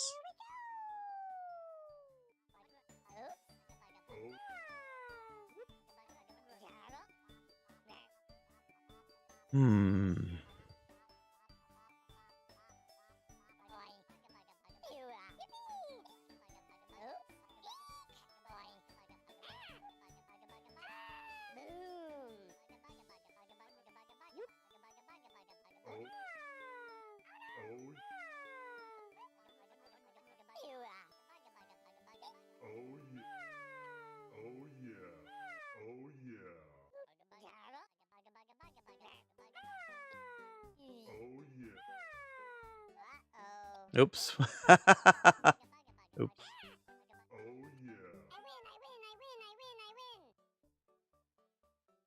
Oh, I didn't get the faster time. Damn it. Okay, we got this.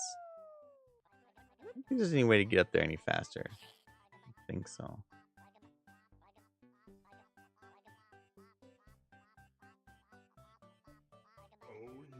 Oh yeah, that's a bad idea. The car's so stupid bouncing. 2 more levels. Then we gotta figure out where we're going next.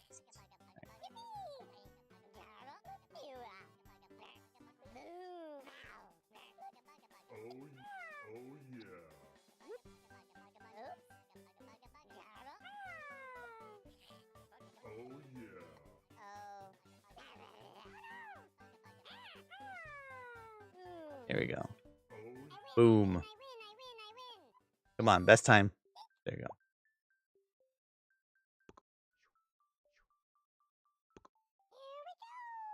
go. Ready? Oh, okay. Find the spot.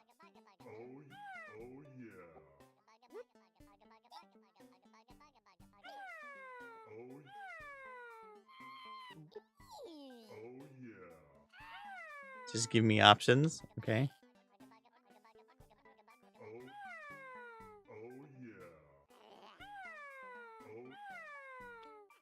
No idea where we're going here. There it is. Would have been faster to go from the left? Probably. No, whatever. We did it. One more. Then we're done.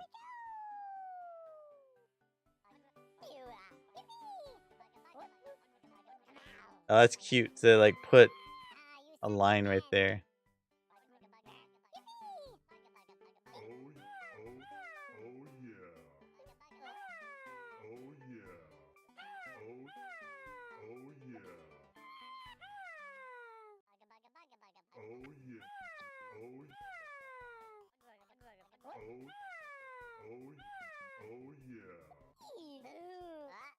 Ah,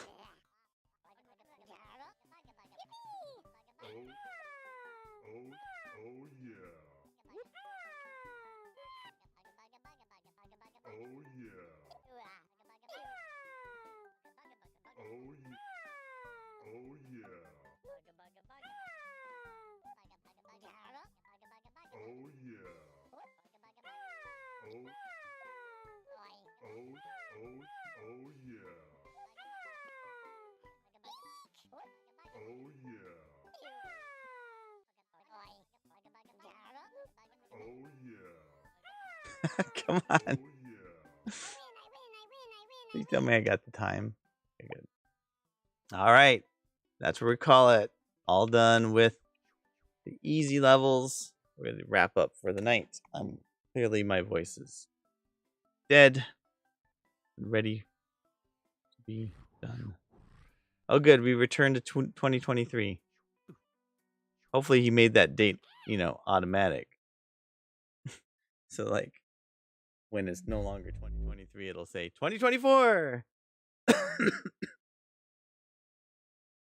Okay. Well, I know this is my first time trying a multi-stream, so on the YouTube I'm going to be like, okay, I'm going to leave, but on the Twitch side, we're going to do a raid.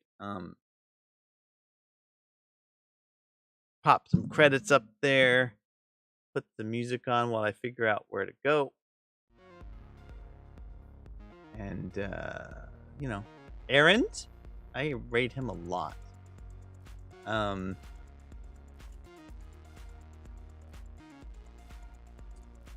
Lucidin.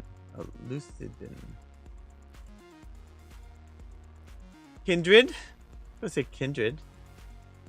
He's cool. He's doing Unreal. No raids on YouTube? I don't know how that would work. We're gonna go send some hypes over to Kindred. Cool dude. Early access game. Swords of Magic and stuff. Y'all have a good night. I'm gonna go do some sleeping. Back on Tuesday. Bye-bye.